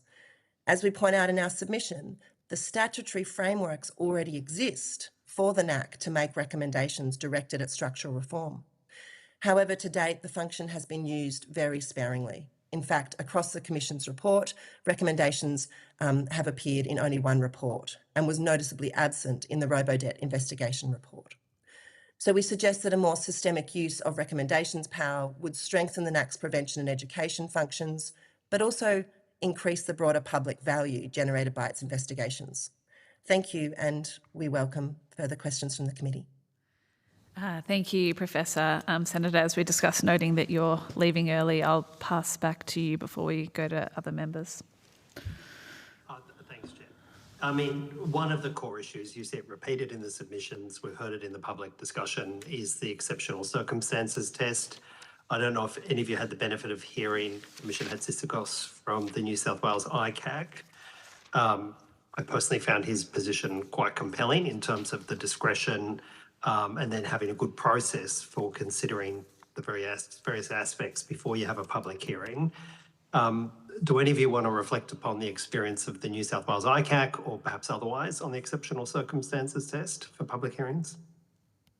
I read with great interest the submission made by New South Wales ICAC, and I thought that it explained very well how that system can function, and that there are in place checks and balances. For example, it has to be a majority of the 3 commissioners to vote for it. But I have always maintained that a test of it's in the public interest to do so is itself sufficient. I agree with Commissioner Hatzistikos, in short. Yeah, Professor Appleby.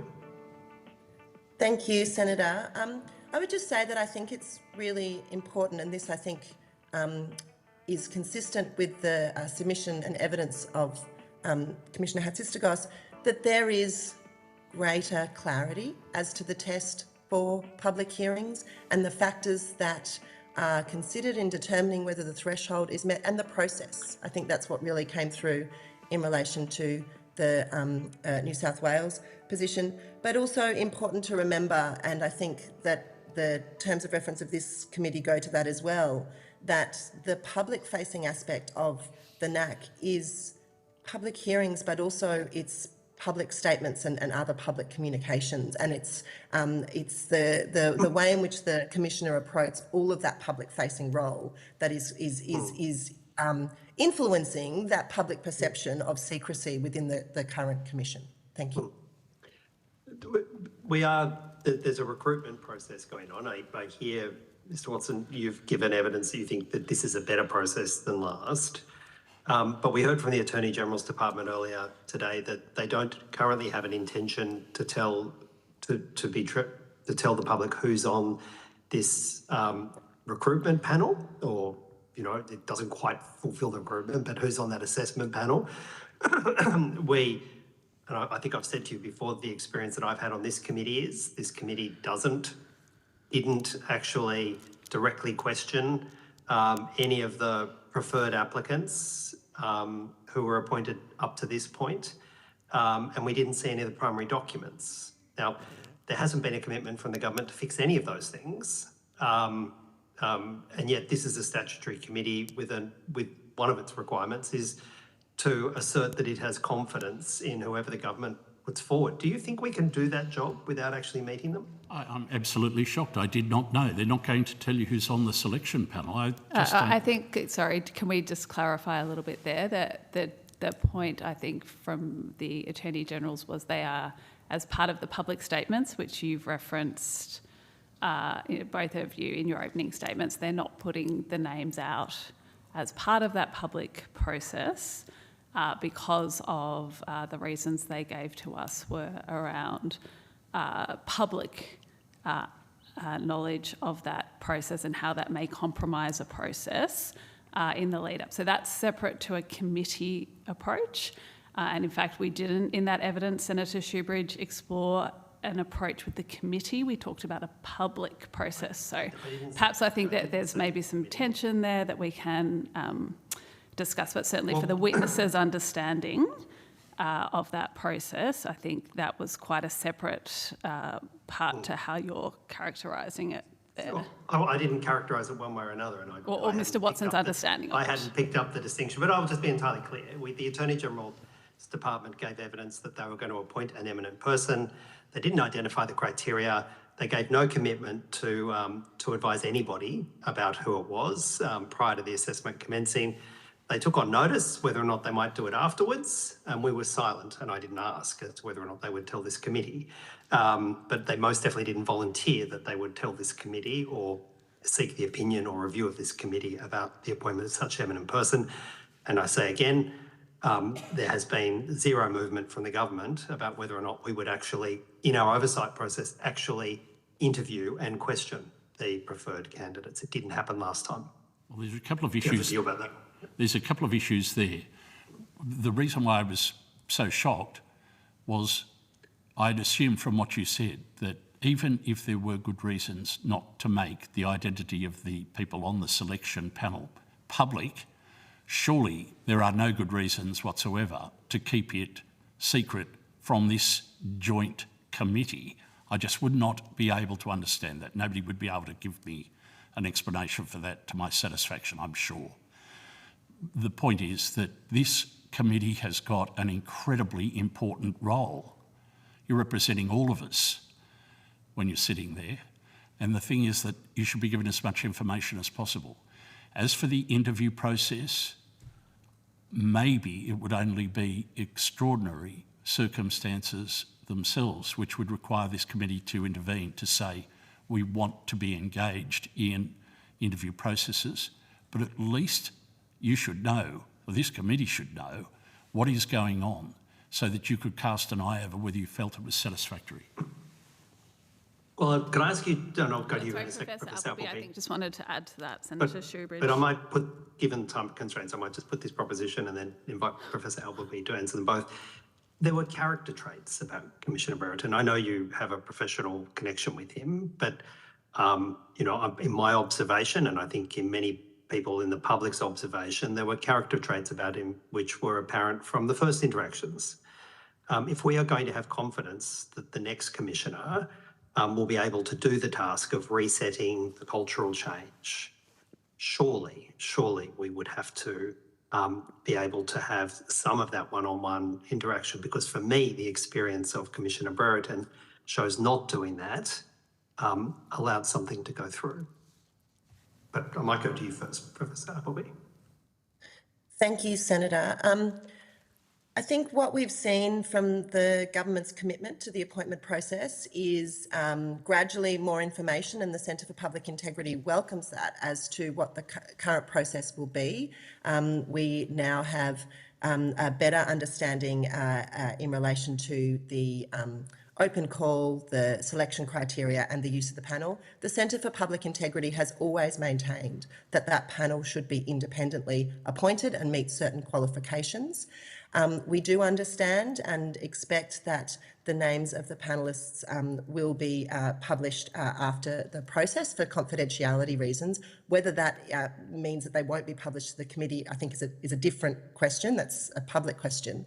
In terms of the role of the committee, I just want to pause for a moment there. I think that Jeffrey's point is exactly right. The committee performs a really important function in terms of the appointment process and needs to have as much information as it thinks necessary to be able to perform its legislative function. We understand the publicly noted concerns of the Greens in relation to the last process and the amount of information that was provided, and we have called upon the government to provide sufficient information to the committee. Whether that would include interviews or whether that would include further questioning in relation to aspects that the committee is concerned about is a question, but I think that there is definitely need for further information provided so the committee can fulfil its statutory function, and the committee needs to be satisfied that it has that information before it does fulfil that statutory function. May I have a shot at answering as well the additional question? I don't want to say anything about the personal characteristics of Commissioner Brereton because I do know the man, I respect him a great deal. But I'll make some general... I might just also note from the chair that Commissioner Brereton isn't appearing, and I'm also very conscious of due process for him as well. So again, I would ask members when they're reflecting on him as well to consider that. Certainly, I've taken that into account, and I won't say a bad word about the gentleman who, as I say, I've known for a long time. The point I would make, however, is this. When the appointment was made, no disrespect to Commissioner Brereton, but I was stunned. Why was somebody from a military background brought into this? What do we know of people with that military background? First of all, military people, especially high-ranking military people, they love secrecy. They love concentration of power, and they are very upset when their power is questioned. That may not apply to Commissioner Brereton, but just as a general rule, I would have avoided somebody from the military in a position like this. The second point is, I think some of the members will know, I was in the room when some of these design features were put in place, and we had a stock standard standing joke that the best customer of the new NACC would be Defence because of the massive array of valuable contracts which are awarded. I actually was dumbfounded when I saw that somebody had been drawn from the military, because I was saying to people that would mean, I think, that the Commissioner is disqualified from hearing something like 25% of the complaints. My final question, and thanks for the indulgence, Chair.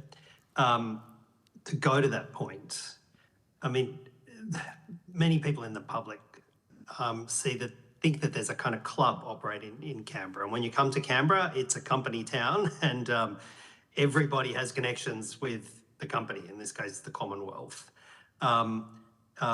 Obviously, you know, some people have suggested there might be benefits in somebody who, you know, knows how the things work.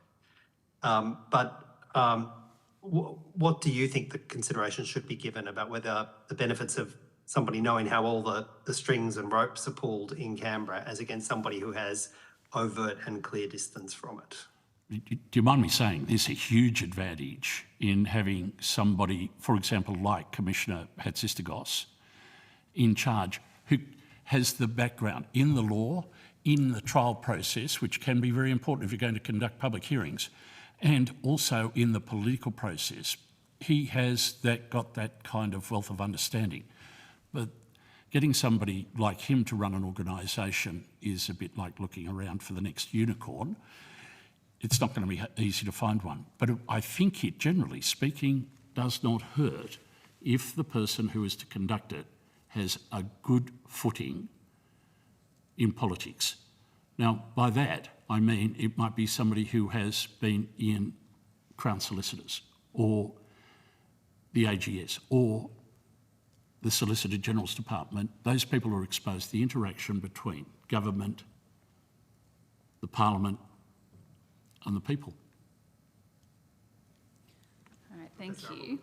And thank you. I will note that in some ways the appointments process is outside our terms of reference for this inquiry, but it's obviously an important matter before the committee, and it's something that the committee takes seriously, that I take seriously as the chair as well, and something that obviously, as you've noted from your reflections on the process the Attorney General's undertaken, that it appears that she takes very seriously as well. I did want to move to asking... Sorry, Chair, I think Professor Appleby had an answer as well. Oh, sorry, Professor Appleby, did you... Well, I'm just conscious of time, and is it all right if we move on, or did you have anything you wanted to add? I would just one sentence to say that I think that the robustness and transparency of the appointment process is what's going to underpin getting the best applicant for this job and the public confidence in that applicant, and we shouldn't be ruling in or out any person at this stage. Thank you. All right, thank you. Yes, also probably not helpful for us to all give our best opinions in this format. I wanted to move to some of the parts that you've put in your submissions around the NACC's current operations, particularly around the triaging, and Professor Appleby, you went to some of this in your opening statement. What do you think is the impact from... So you've recommended some improvements around having differentiated benchmarks so that we can better see severity and the types of issues the NACC is dealing with against how long it takes to deal with that. That's my understanding of your recommendation. What do you think is the impact of the current reporting arrangements? Is the trouble that we don't understand enough of what's going on? Is the trouble that the NACC might not have the right information about what's going on? What will these improvements go to in terms of enhancing our understanding of how the NACC's operating? Thank you, Chair. I think there are two benefits from the differentiated approach that we have recommended and have drawn on from the New South Wales experience. One is for those who are making the referrals, and that there would be a greater transparency as to both how the triage process is undertaken and greater transparency around expectations of timeliness of complaints being processed, and therefore they're receiving a response as to whether an investigation will commence. And I think that's a really important dimension of the differentiated benchmarks, that there's not simply a 90-day benchmark. But in terms of the reporting dimension of the differentiation, which I think your question also goes to, I think it allows us to better understand not only the processes of the NACC, although I think we note in our submission that the annual reports contain quite a lot of important operational information as to how the triaging does occur, but it would provide a better understanding as to where the delay is happening, and possibly then the reasons for that delay. In our submission, we note that the reporting, for example, in Western Australia, in Queensland, indicates quite significant delays and concerns, but that then provides the transparency that's needed to identify what is causing the delay. Differentiated reporting would provide greater transparency and understanding for that. It may be resourcing, it may be training, it may be a sort of a periodic issue with staffing, or it may be a longer term issue. And that's what the benefit of greater transparency would be. You've also recommended trauma-informed and culturally appropriate communications. Are there areas where you have currently seen that that's not operating, or would be more beneficial to have it operating? So here, in relation to the trauma-informed and culturally aware reporting, we're particularly concerned in relation to the public indication that there are a number of complainants who feel they have not been communicated with, they don't have an understanding about where their complaint is, and that has caused significant ongoing issues, concerns, stress, trauma for them. So it's informed by that, and it is reflected in our recommendation to provide greater transparency around process at the start, so the front end transparency around the processes,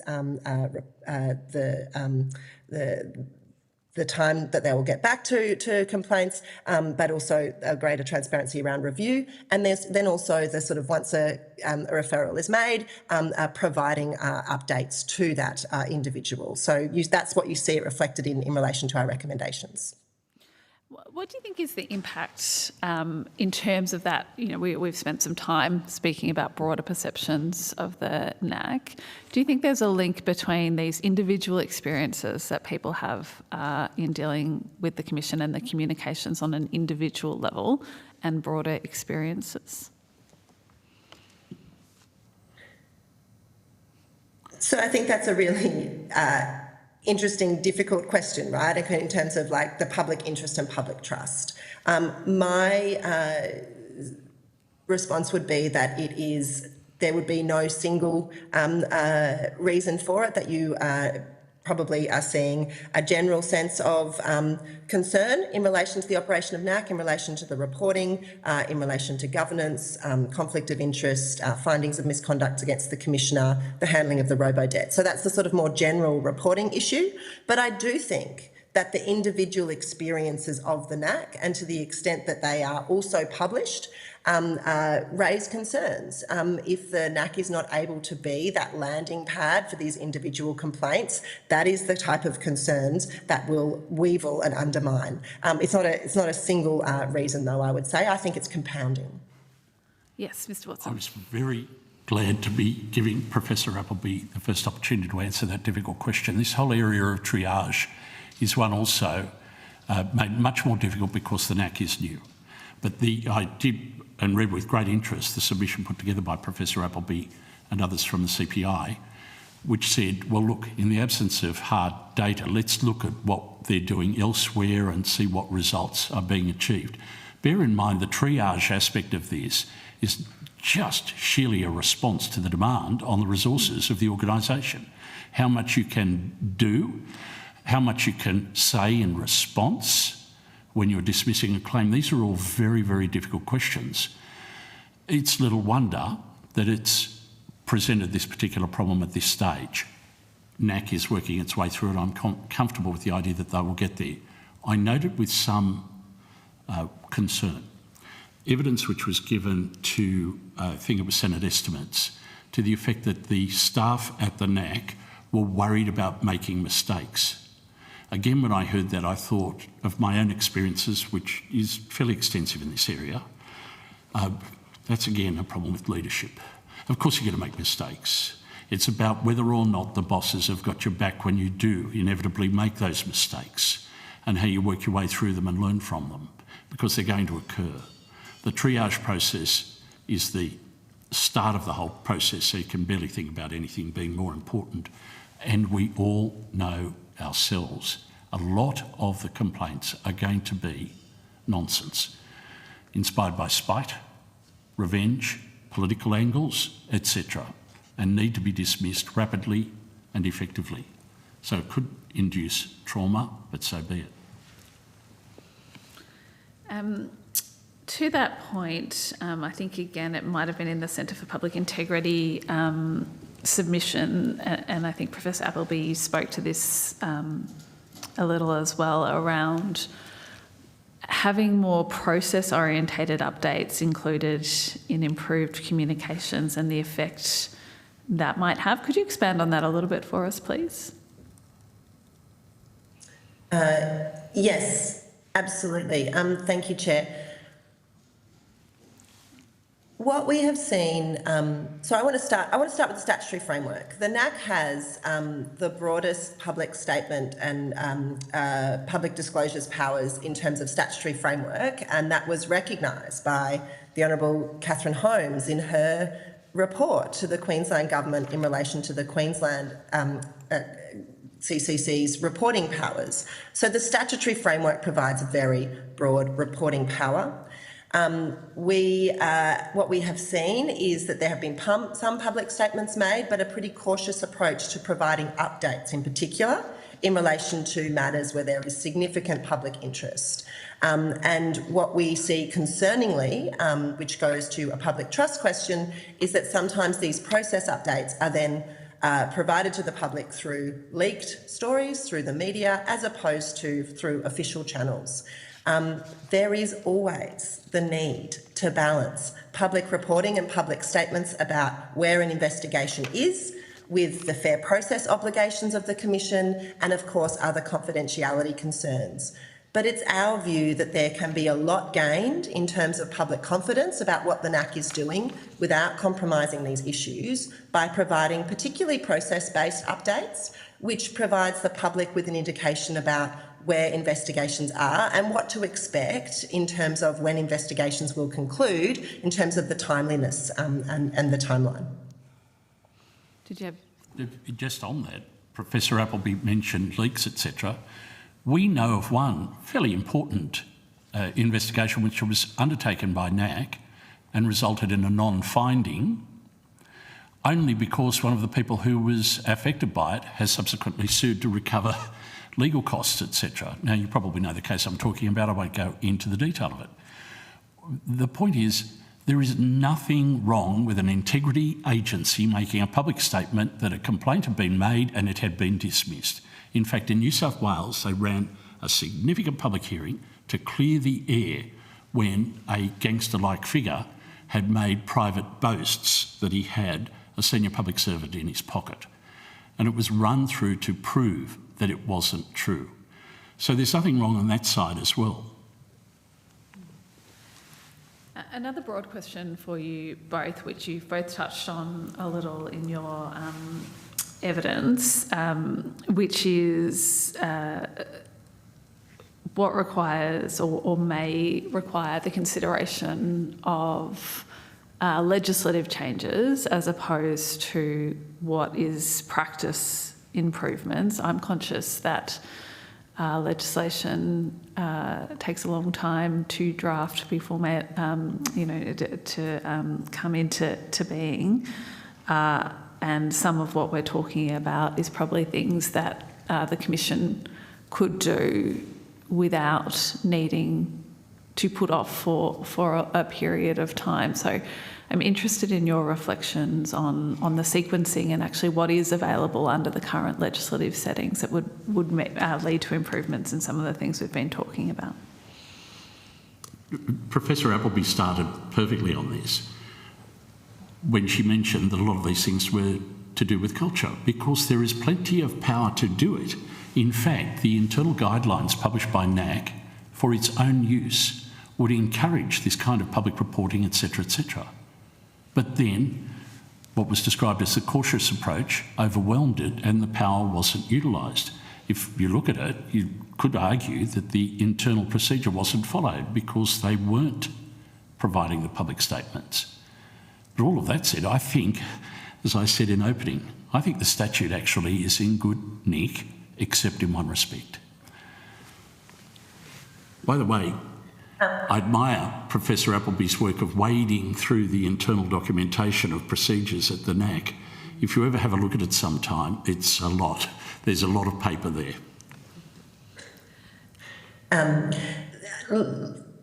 Just to pick up on that small point, there is, and that's one of the challenges in terms of public understanding of some of the processes and some of the calls for clarity. But Chair, to address your question directly, the recommendations that we make to the issues that are before the committee in this inquiry in the terms of reference, our recommendations go to practice, operation, reporting.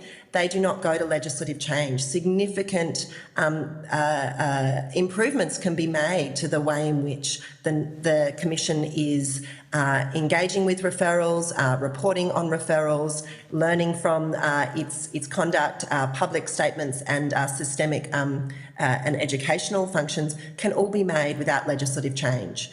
And so that goes to organisation, culture and leadership.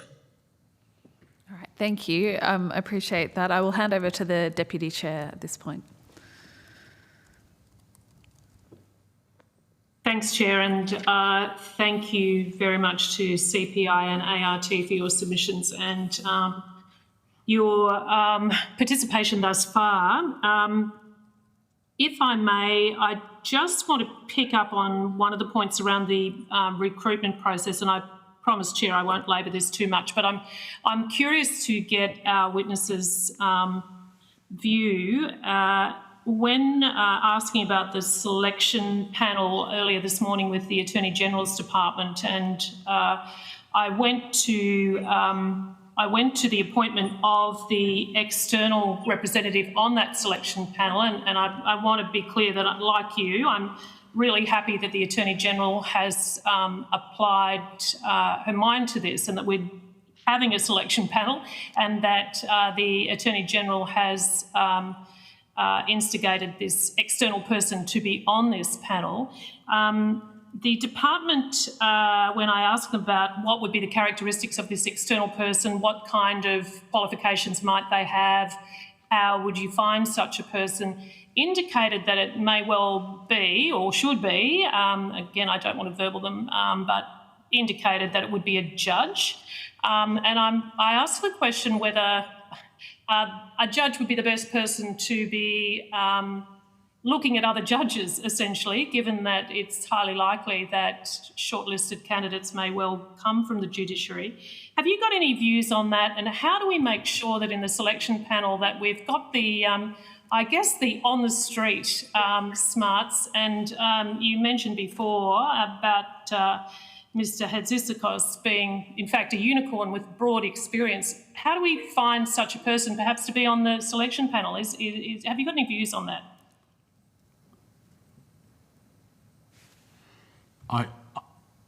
I think that's really hard. The point is that there is a little bit of a retired judge syndrome, that people think that they're the only ones who can be trusted, the only ones who've demonstrated wisdom.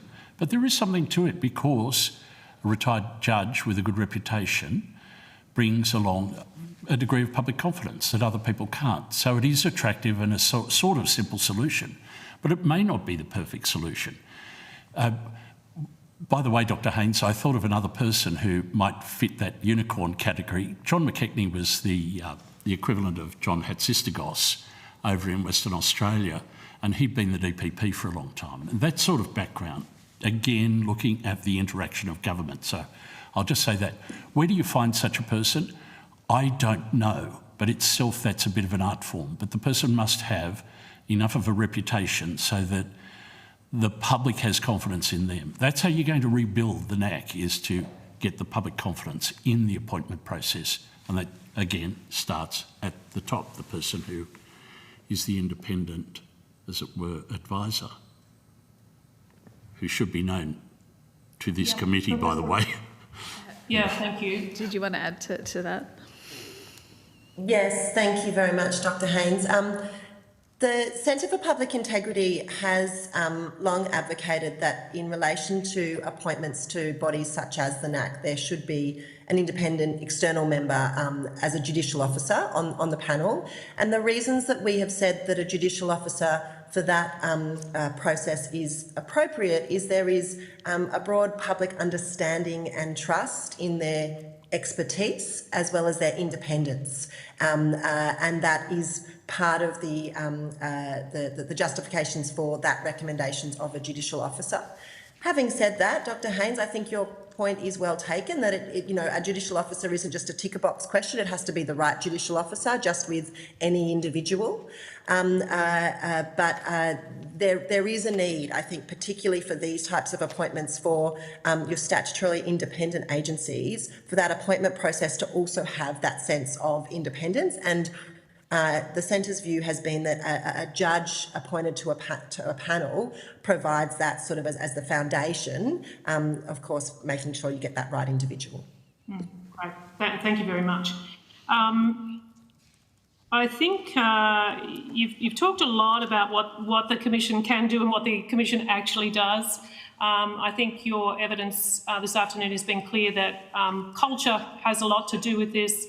The attributes of the leaders in any organisation set the culture.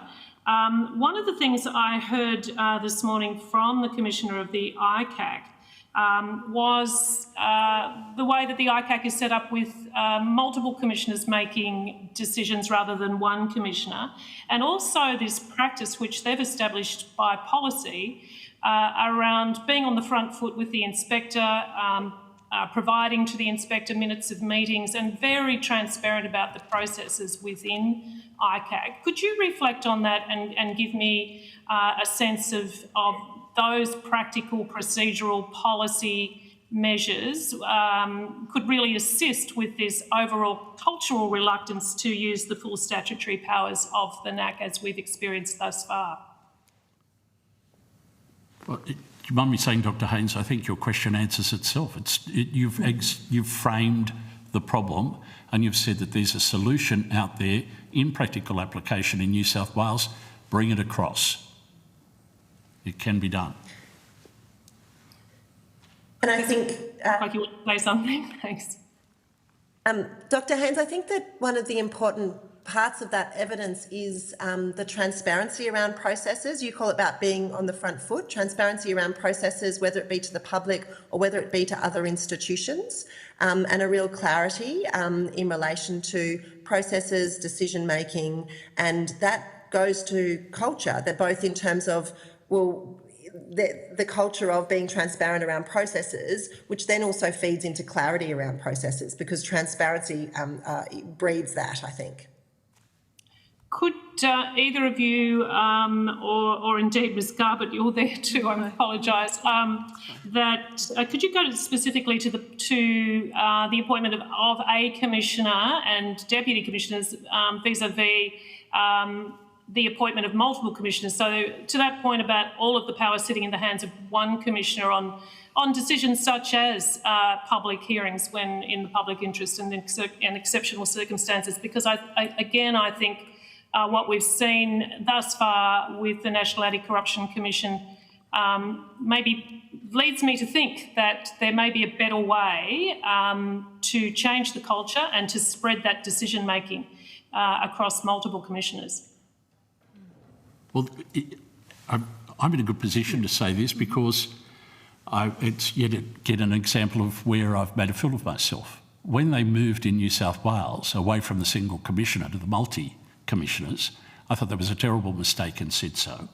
I thought that it was better to have the power concentrated in one person who made the decision. You trust them and they make the decision in accordance with the public interest. And I've said, this is a mistake and it won't work. Well, instead, it was not a mistake and it has worked very well. Of course, we all know, and you're on a committee asking us questions today, you all know that these committees work better in a collaborative environment rather than a combative environment, or they work better when there isn't one person who tends to dominate or is truculent when questioned. So it depends a little bit on the personality and the way that the members will combine. But as I understand it, that's how NACC should be working, is that the structure is such that it should be a collaborative environment. I'm not sure that that has been fulfilled. Yes, Professor. Dr. Haynes, I think that it does raise a very interesting design question, and it goes to both design choices and operation, because a three-commissioner model working well can fulfil these objectives that you've outlined. There are also challenges of a three-commissioner model. The Centre for Public Integrity has indicated that, even if there is a single commissioner model, decisions such as making public hearings should have the protection of a process that involves at least two commissioners, i.e. a commissioner and a deputy commissioner. So within the design choice that has been made under the NACC doesn't preclude that kind of process from having more than one senior leadership position involved and a process for determining the outcome, clarity around the process for determining whether the threshold has been met. I might say that was the old New South Wales method as well before it changed, and I've literally been in the room when it's occurred that the Commissioner would listen to the advice of people who were the seniors in the other departments. So again, it would be three people not competing, just the opposite, collaborating in the decision, and the fact is that they'd work together. So that did work well then, that's why I thought it was better, but I don't mind the three-commissioner model as well. Could I ask you then, in terms of building public trust and public understanding, because this issue of secrecy is real and it does erode public trust, there's no question in my mind about that, and the public's understanding about when it is in the public interest to have a public hearing, would it be your view that a process by which this was determined, again, notwithstanding the need for adequate protections, would be something that would be made public? The actual process and decision-making around, and if you take robo-debt as an example perhaps, about what deliberations the Commissioner and the Commissioners made? You're asking the wrong person, me. I'm a transparency nut. I just always think, unless there is a very, very, very good reason, and by that I'm talking about something which is national security or essential commercial in confidence, that all processes should be as transparent as possible. Of course, it would contribute to confidence in the organisation if the public is told, now, this is the process about which we're going to enter to select a new commissioner? Of course it would, in my respectful opinion. Chair, I've got one final question. Professor Appleby, did you want to contribute to that? Look, I'd just say it goes to our point around the need to use the public statement powers, particularly around decisions, but also to our point around clarity of process, because there's 2 points at which the public can be informed. This is the process by which we make decisions around public hearing and whether the threshold has been met, like a preceding public statement, and then public statements which provide greater information to the public around reasons as to why decisions have been taken, thresholds have or have not been seen to be met. So it can happen at 2 points. I think both build public confidence. Yeah. Thank you. And Chair, final question. Could I ask our witnesses if you have any observations about the role of us as this committee in supporting the Commission's effective performance of its functions? Well, no, I don't know about your inner workings on this committee, Dr. Haynes, but all I can say is this: the existence of this committee is a very, very important one. Now, Chair, I want you to know I've only ever heard very good things about you, so what I'm about to say is not directed at you. Please forgive me. But like some of the submissions that you received, particularly the one, for example, from the Australia Institute, it'd be my personal feelings that it would be better if the chair was not from the same party as government. But that's something which this committee would know whether it's working well or not working. And again, I want to say something personal. Yes, thank you. And I'll start, sorry, Chair. Go for it. I just reinforce that the Centre for Public Integrity's position has been that there would be great public trust benefits as well as operational benefits, with no reflection on your position and undertaking as chair, the same qualifications as Mr Watson, that an oversight committee of a government integrity agency should not be government dominated or have a government chair, and that's our long-standing position in relation to all oversight agencies. Dr Haynes, in relation to the role of the NACC, what is, I think, the forefront of everyone's mind is that statutory role in the appointments process, and the importance of the committee really ensuring that it is satisfied, it has the information it needs to make its decisions in relation to that statutory function, which is that next important part of that leadership selection process. Thanks very much. Thanks, Chair. Thanks, Deputy Chair, and I will take the opportunity to say that I take this role very seriously and this committee very seriously. That concludes today's hearing. Thank you to all the witnesses who appeared and to Hansard and Broadcasting for their assistance. The committee stands adjourned. Thank you, Chair.